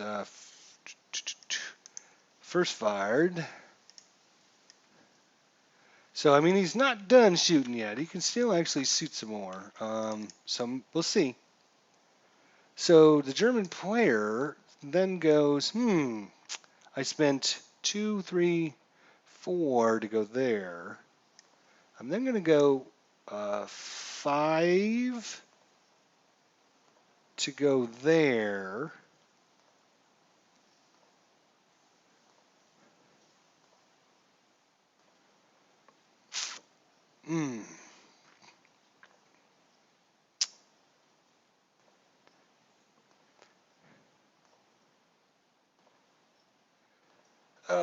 This is a tough decision.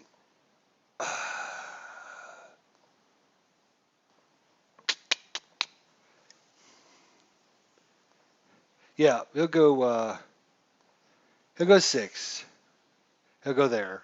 I almost changed my mind, but then recalculating and thinking about where I want to be, I decided to go ahead and go where I was going to go. So it was kind of an extra move, but he had the movement points or movement factors anyways. So he ended up going there. So the American can then actually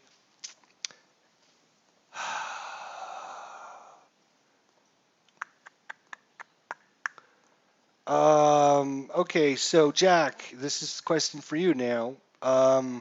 Since he first fired, if he decides to subsequent first fire and go to final fire, that means he can't shoot his bazooka. Is that correct? Because if your squad goes to final fire, you can't shoot your support weapon any longer. You can only shoot your support weapon if you're on first fire. Correct me if I am wrong. We'll have an answer here in a second. It's just a little bit of a delay before he'll type the answer in there. I'm pretty sure that's the way it works. So the American player thinking sees him up there on the top of the hills, wants to shoot at the little pain in the ass, but I don't think he can. Because if he goes to final fire, he can't shoot his support weapon any longer. All right, so while I'm waiting on that answer to come back, we will continue moving. These, oh, you know what? I'm a dumb German player, that's for sure. What I should have done was move, this leader shouldn't have prep fired with that group because it didn't do anything to help the fire group. And what he should have done was come back to help these guys rally. That was a mistake on my part. Nobody reminded me of that. There's no German fans here helping on the German player. Jack, you still there, buddy? Let me know. He's already first fired. If he goes to final fire, I don't think he can shoot a support weapon anymore. Just let me know in the comments. I'm pretty sure that's the way that works.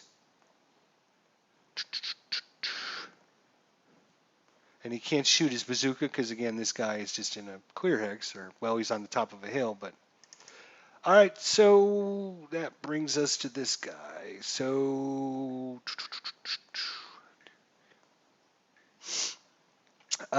this guy is also going to CX. I mean, you got to CX your guys. If you're going to be the attacker, you're going to be CXing all the damn time, right? You got to move those units. So he's going to use CX this guy. He's going to move 2 to go there. Okay, so I don't know if you heard the question, Jack. Here's the question. So the American first fired with his squad, did the attack here, and then the German player ended up moving back over here. He can't subsequent first fire and go to final fire. I mean, he can do that, but if he does that, he can't shoot his support weapon anymore, right? Because if you go into final fire, you can't shoot your support weapons. You can only... Right, he can do that now, but if he goes from first fire and goes to final fire, if he shoots at this guy again, he'll go to final fire. Once he goes to final fire, he can't shoot his support weapon, right? Right, okay, that's what I wanted to make sure. Thank you, sir. Yeah, so once your squad goes to, so the first time you defensive fire during your opponent's movement phase, you're going to get this first fire counter. And when you, basically that means you shot once, you've done an attack. If you choose to attack again, you're going to you're going to flip the counter over to the final fire counter, which means you basically can't shoot again unless there's some special rules that allow you to shoot again, close combat, final protective fire.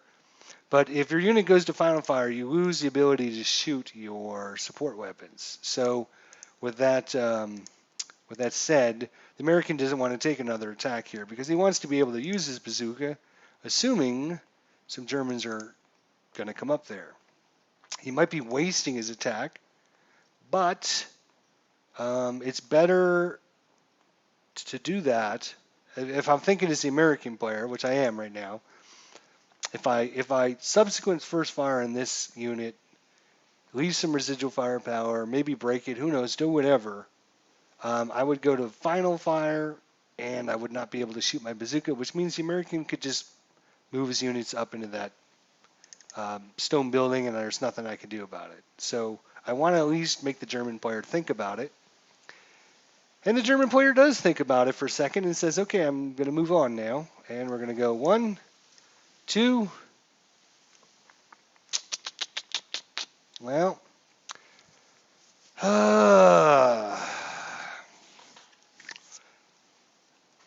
actually, you know what? Instead of going 2 there, he's going to go 1, 2 to go there. And then he is going to stop.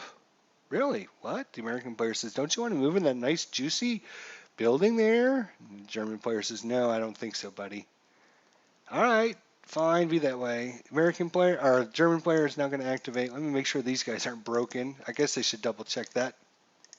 See, I'm used to playing Tigers on the Hunt that has like a little counter on there to show you they're broken. So this guy's going to he's going to move this stack here. Hello, stack. Thank you. 1, 2, and he's going to end his movement phase right there. What's the German player up to? Well, we'll see here in a second. And that's his movement phase. He's done. Next phase, defensive fire phase. So, defensive firing.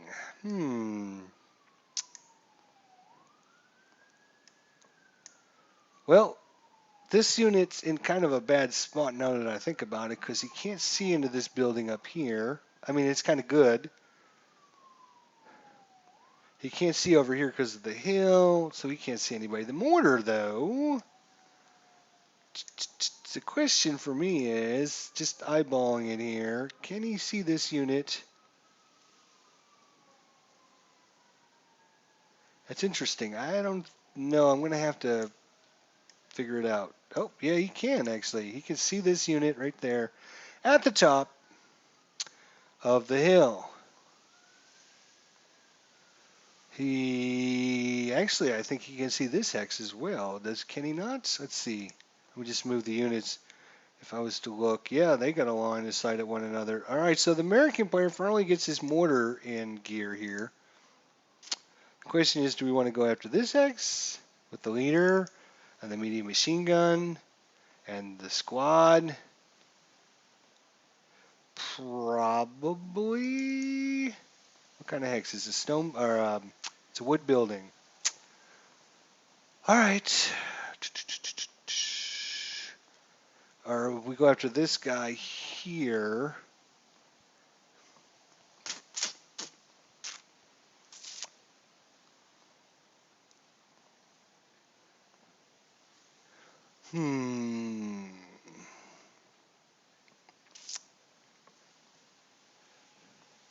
It's not gonna. I don't think it's gonna matter.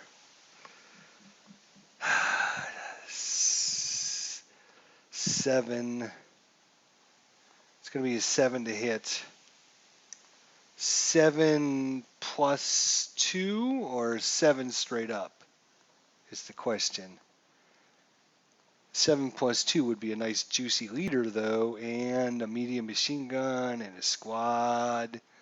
I think we're gonna have to try and take this guy out first though. I think. Ugh.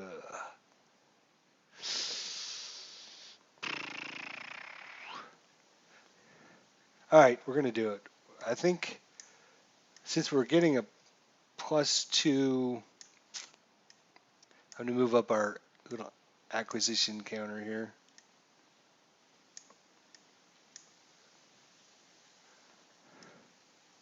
All right, so he's going to do his attack. So ordnance a little bit different than what we're looking at for when we're looking at the infantry attacks. Ordnance is a little bit different. Basically, we're going to secure a hit. So we're going to be doing an area attack. We're going to be doing it 7 from 0 to 6, 7 from 7 to 12. So basically, we're going to need to have a 7 or less on our check to see if we secure a hit. All right, so we're going to target this X in Y3. We're going to have to do something about this squad. The last thing we need is this squad to come up here and start causing problems, which he will. So let's see if we can try and break him first, and then hopefully with our rate of fire of 3, hopefully we can get off quite a few shots. We'll see. So the way ordnance works is, again, inside the box is a number as your rate of fire. You're going to compare that to the first dice roll, or the colored dice roll. And if that number is equal to 3 or less, then we're going to get another shot. And you can see, just look at our last couple of shots here. He would have 1-5 would have been another shot for the mortar, and a 2-4 would have been another shot for the mortar. So you can get off quite a few attacks if you're lucky. Unfortunately, the mortar just doesn't do a lot of power, or a lot of damage. This 60 millimeter just doesn't have a lot of juice to it. It's only going to attack once it attacks. Because it's attacking with area firepower, it's going to be on the 4 firepower column. If we're fortunate, though, basically it's got 8 firepower with it, but because we're doing area fire, you get half firepower, so it goes to 4. But fortunately, if we end up rolling a 2, a natural, was it snake eyes? A natural snake eyes, that's considered a critical hit. A critical hit gives you double your firepower from your base, and you don't lose the half firepower. So if we can get a critical hit, we're going to be shooting on the 16 column or the 4 column. That's going to be the 2 columns we're going to be looking at. And now that I think about it, now that I had a chance to comprehend what I'm talking about for a change, the +2 here actually doesn't go on the hit. The +2 is going to go on the modifier on the dice roll. So if I was to attack the wood building, it's going to be on the 4 column, but it's going to be a -2 to the attack. All right. So with all that said, let's see what we do here. So we got line of sight. It is 1, 2, 3, 4, 5, 6, 7, 8. There's no hindrances along the way, so we don't have any penalty to our 7 to hit. So we need a 7 or less. There we go. Mortars don't cower. It kind of makes sense. The mortar's not going to cower, so we can roll a 3-3 and we wouldn't have to worry about it. So let's see what we do. Rolled a 9, and the colored dice is a 4. So with all that big uplead and all that information and all that hype on the stupid mortar, it gets off one little shot and decides to fizzle out. Blue, blue, blue, blue, blue, blue. I mean, I bet that was, I could have bet you $1,000, Jack, that was going to happen. So he's defensive fired. This guy, so 1, 2, 3, 4, 5, 6. A lot of you might say, oh, why don't you shoot this guy over here? Well, the reason is I think I'm going to cross this building, and if I do cross this building, which I do, I can't see the unit because it's behind the building. So this guy can't see this guy, he can't see this guy. He's been pretty worthless, hasn't he? All right, so our American here has another decision to make. Did we already fire with him? We haven't defensive fired with him. No. So he's got his defensive fire. He's only at half firepower, so he's got the same. Yeah, the dice have not been hot. We haven't defensive fired with this guy yet, have we? No. Okay, I didn't think so. All right, so we're kind of back to the same thing we were just a few minutes ago. Does he spend his time attacking this guy at half firepower or this guy over here at half firepower? It's going to be half firepower, and then it's going to be halved. No, it'd just be half firepower. That's right. So he would be in the 2 column, and or if he shot at this guy, he would be at the 4 column, but he would get a +3. Yeah. So he's going to shoot. Oops. Slide that out of the way. So these guys are done fed firing. They're done. Right? Done. So this guy here is going to take his attack. He's going to shoot at these guys here. It's 7 firepower. Halved is going to be 3.5. There is no 3.5 column on the normal everyday chart. And most people don't actually play on the or I don't know if most people don't, but a lot of people don't play on the incremental fire table. So you're probably just normally used to seeing this. So there's no 3.5, so he's going to fold down to the 2 column. And it's going to be a 2 straight up, though. There's no bonus or penalty. So let's see. He rolled a 4, and he didn't even cower, so that is excellent. That is excellent. Oh, that's true. Yeah, I should leave these on there so we know that they've already fired. So he rolled a 4 on the 2 column is going to be a 1 morale check. 1 morale check. 1 MC. 1 is a 1 morale check. Yep, got to know which one's prep fired. You're right. I just counter clutter makes me nervous. All right, so he did a good job, the American. So now the leader here is an 8. He gets +1 because of the it was a 1 morale check. Yep. All right, so leader rolls a natural 1. Wow. I'm sorry, natural 1. He rolls a natural 2, which is there's no heat and battle in starter kit. So normally, if you play full ASL, this would result in your unit doing great and heroic things. Like you could get another leader, or they could be like go berserk, or they could just do all kinds of crazy things. I don't think starter kit rules have the heat of battle though. So leader makes it just fine though, which means he can now add his -1 this unit's dice roll. So it's a -1 for the leader, +1 for the attack.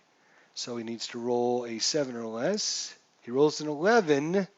This unit breaks, and he ELRs because he failed his ELR. Where is it?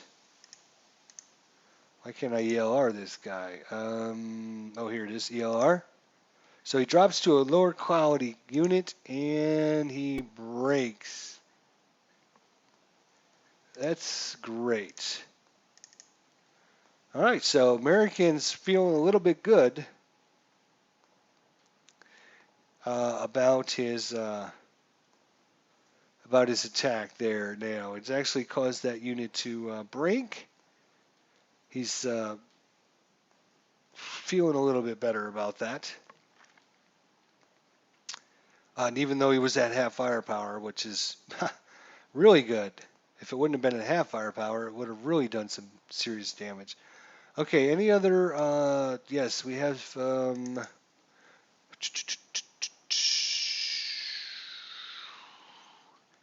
right, so this guy here is now in the defense, in the defensive fire phase. He can only fire if there was somebody adjacent to him. There's nobody adjacent to him, so he cannot get another attack. So he's done. This guy's done. And this guy can't see anybody at this point. That guy's done. And these guys can't see anyone either. So that's done. Defensive fire. Now, advancing fire. Advancing fire. All right. So who can see? Who can see? Well, this guy can see down the hill at this guy down here. How did this guy get DM'd? Did I accidentally click on it? That guy should not be DM'd. I don't know how he got DM'd. I think I accidentally clicked on him. Right? Nothing happened to him. He hasn't been attacked yet. Okay, so this guy can shoot down the hill at him, but it's half firepower. He's going to be shooting into a woods hex, which is a +1. And he's half firepower, so it's a 2. So he gets a -1 for being higher elevation. So it's a +1 -1, so it's a straight 2 attack. I believe that's the way that was going to work out. So let's see what ends up happening. Hey, he rolled an 11, which is a nothing. Alright, so that guy doesn't do anything. This guy can't see anybody. This guy can't see anybody. That guy's broken. This guy can. Thing is, in the advanced fire phase, if you move your medium machine guns, they do not get to attack. Medium machine guns, heavy machine guns, neither one of them get to attack in the advanced fire phase if you move them. So we got the squad that can shoot though, but he only's got a range of 6. 1, 2, 3. Let's see. 1, 2, 3, 4, 5, 6, 7, 8. So it's going to be half firepower, halved again. So it's going to be 2 firepower. Halved is 1 firepower. It's going to be shooting into a woods, so that's -1. Or I'm sorry, it's a +1 for the woods, -1 for the leader. So it'd be a 1 firepower straight up. 1 firepower straight up. I guess he could still do some damage. Let's see. He rolls a 7, which is nothing. Okay. So that guy's done. These guys already prep fired. This is actually just on the unit there. There we go. These guys are broken. All right. That is all of the advanced fire phase. Yes? Yes. All right, routes with the Axis player first. Oops. Take these off now. All right, so the leader is going to route with this guy and actually ends up, no, it does not end up working out for the German player. Damn it. I wanted him to go back here, but he can't go back there with the other broken guys. No, he cannot because the closest building or wood X is this one or this one. He could technically. Oh, you know what? This is so lucky for the German player. No, wait.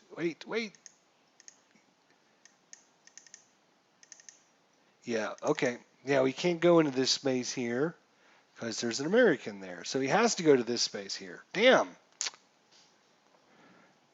Can fire units in X7. Did I miss somebody? Oh, yeah, this guy could have. Yeah. Oops. Yeah, he could have fired at these guys. But, took a shot at the mortar. Either way. He rolled an 11. Didn't matter. Oh, yeah, it would have been a full firepower, but it would have been a +3 too. So, yeah, probably a better shot to go after the mortar anyways. Yeah, these guys can actually see down here. It's good eye, good eye. So residual firepower can go away. And so we're routing. So the leader decides to route with the unit and go back there. This guy's not broken.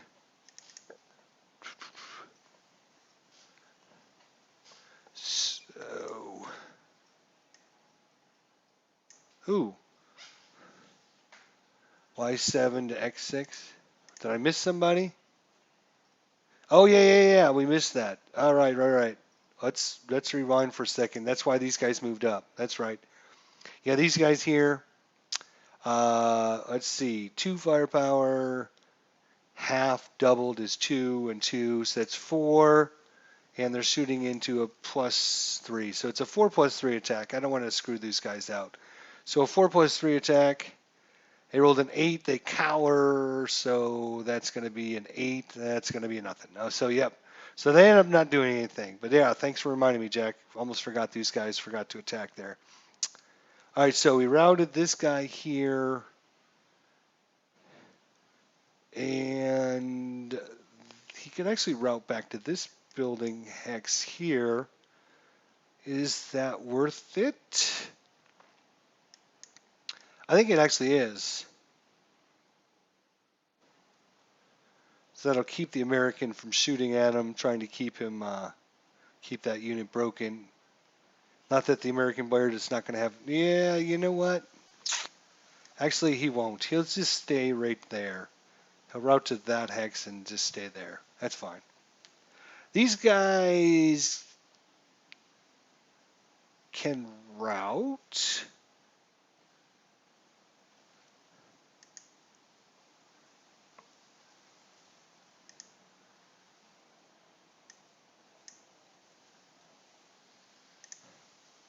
One, two, three. 1, 2, 1, 2, 3, 1, 2, 3. These guys can actually route over to this guy. So the only guy he knows about is this unit right here. So he can't move closer to this guy. So he's 1, 2, 3 spaces away. This is 3 spaces away. Actually, you know what? 1, 1, 2, 3, 1, 2, 3. Yeah. So this guy can route.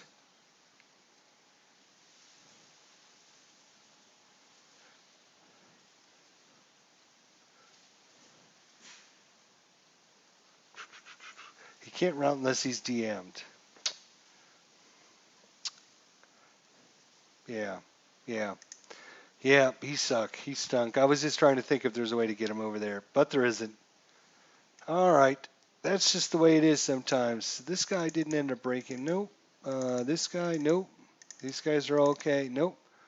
All right. So this guy can route, though.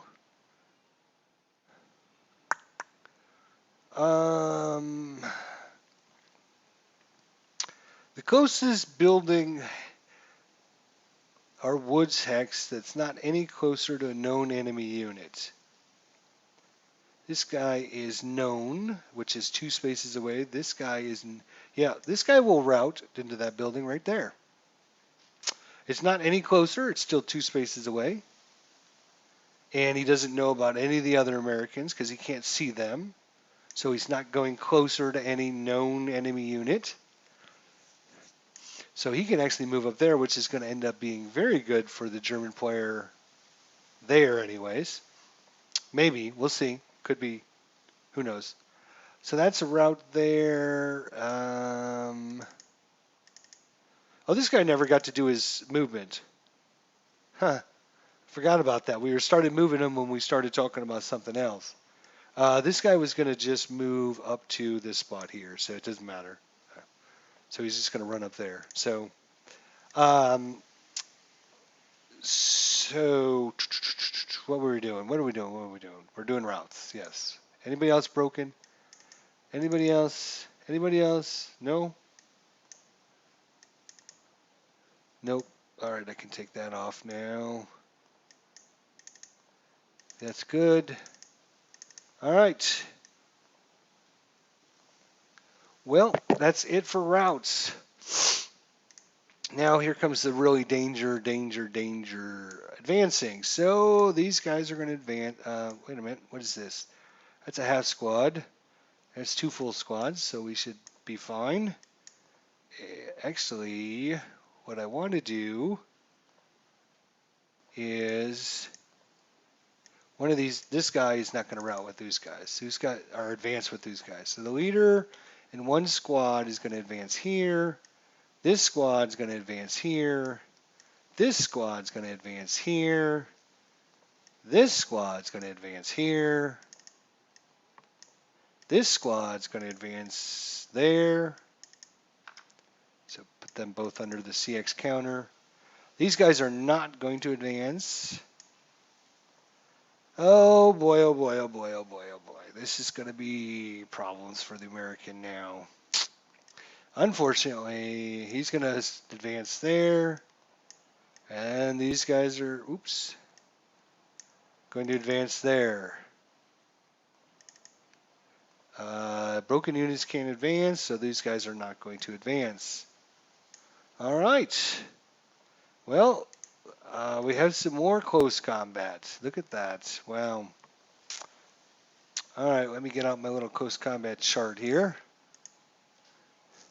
So first thing we got to do is roll for ambush. Again, we're going to do the same thing. The Americans are the colored dice. The German player is going to be the white dice. Going to roll 3 or less than your opponent to ambush them. And nope, we rolled the same number, so no ambush. So it's going to happen simultaneously. So the let's see if I can get all my numbers straight here now. I'll bring this back over here so that way I can actually see what I'm doing. Just slide that over. So Let's see if the German player decides to do, he's got a half squad that's worth 3. He's got another half squad worth 3. And he's got a full squad that is worth 5. So that's 5, 6, 7, 8, 9, 10, 11 close combat value points versus 5. So the German player is going to be on the 2-to-1 column. So he's got a 2-to-1 in favor. He's 11-to-5. All right. He gets a +1 to his attack because the American player had CX'd himself. So he's going to get he's going to get a -1 to his dice roll. So right now, to kill is a 7. He's going to get a -1 to his die roll. So I believe he rolls an 8 or less, and the American player is not going to have a good day. He rolled a 7, -1 is a 6. A 6 is less than the 7. So he's killed the American. So the American it's still simultaneous because nobody ambushed.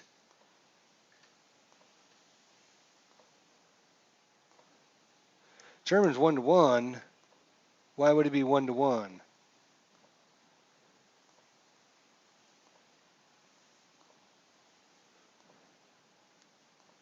Oh, right. I was looking at crew, not half squad. That's right. Well, no, that's still 3, 6. That's still 11, 11-to-5.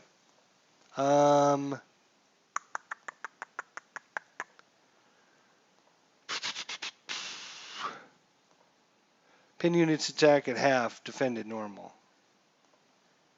Yeah, okay. So he's still only 5. He's got a squad of 5. 8 versus 7? How do you get an 8? He's got 2 half squads here. Half squad here, and a full squad. That's 3, 6, and full squad is 5. That's 11.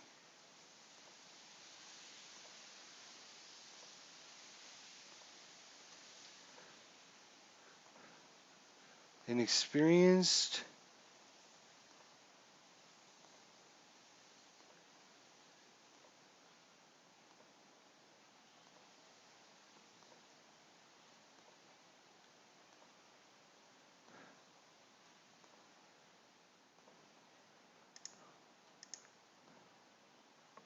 Oh, right. Well, yeah, that's right. The CCV value is only against.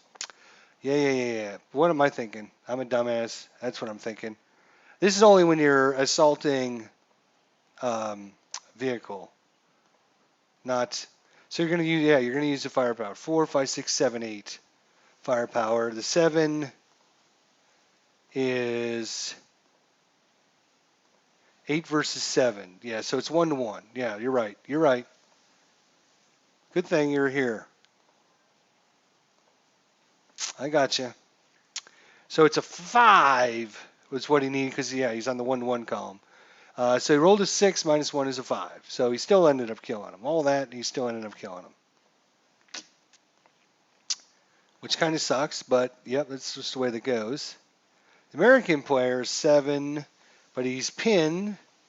So he's going to have half firepower, so it's going to be 3.5.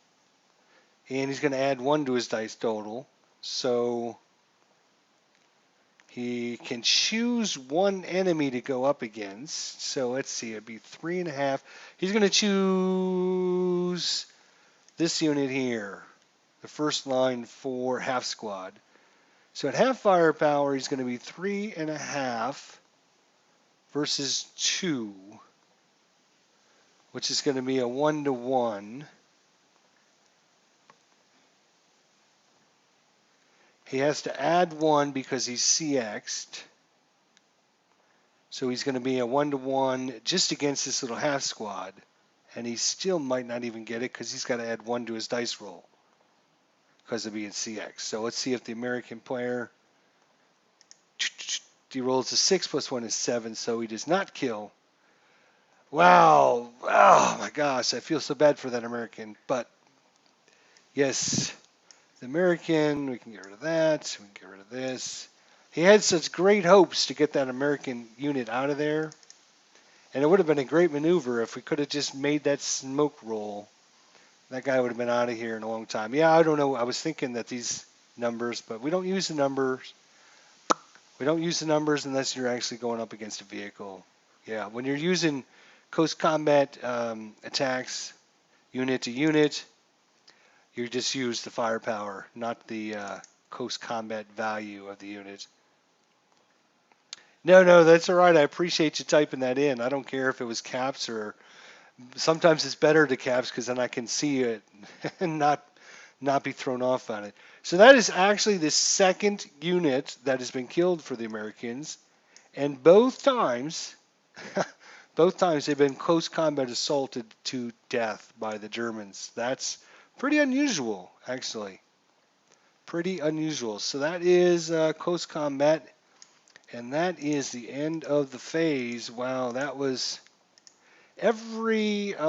seems like every time the Germans move in, they surround the enemy, they kill them in close combat, and then they move on. They're like the Borg or something. They're just swarming up there to get them, and then once they get a hold of them, they just devour them. And that's what these Americans are afraid of. They're like, oh shit, what are we gonna do? All right, so yeah, now the German players put the Americans in a predicament because the American can finally use his bazooka because hey, we got some targets to shoot at, right? They're in the building hexes now, right? Um, Problem is that the American sticks around to shoot his bazooka, he won't be able to move away, and that means the German player will have all kinds of attacks on him. So it's a do I stick around to fight and shoot my bazooka, or do we continue running away as fast as possible? That's going to be a tricky decision. But fortunately, the American player might have some help here. If this mortar might be able to do something, he's got a couple shots here. He's got a shot up here at this unit up here. So, depending on how many shots this mortar can get off, maybe, just maybe, the American player might have some support. We'll see, though.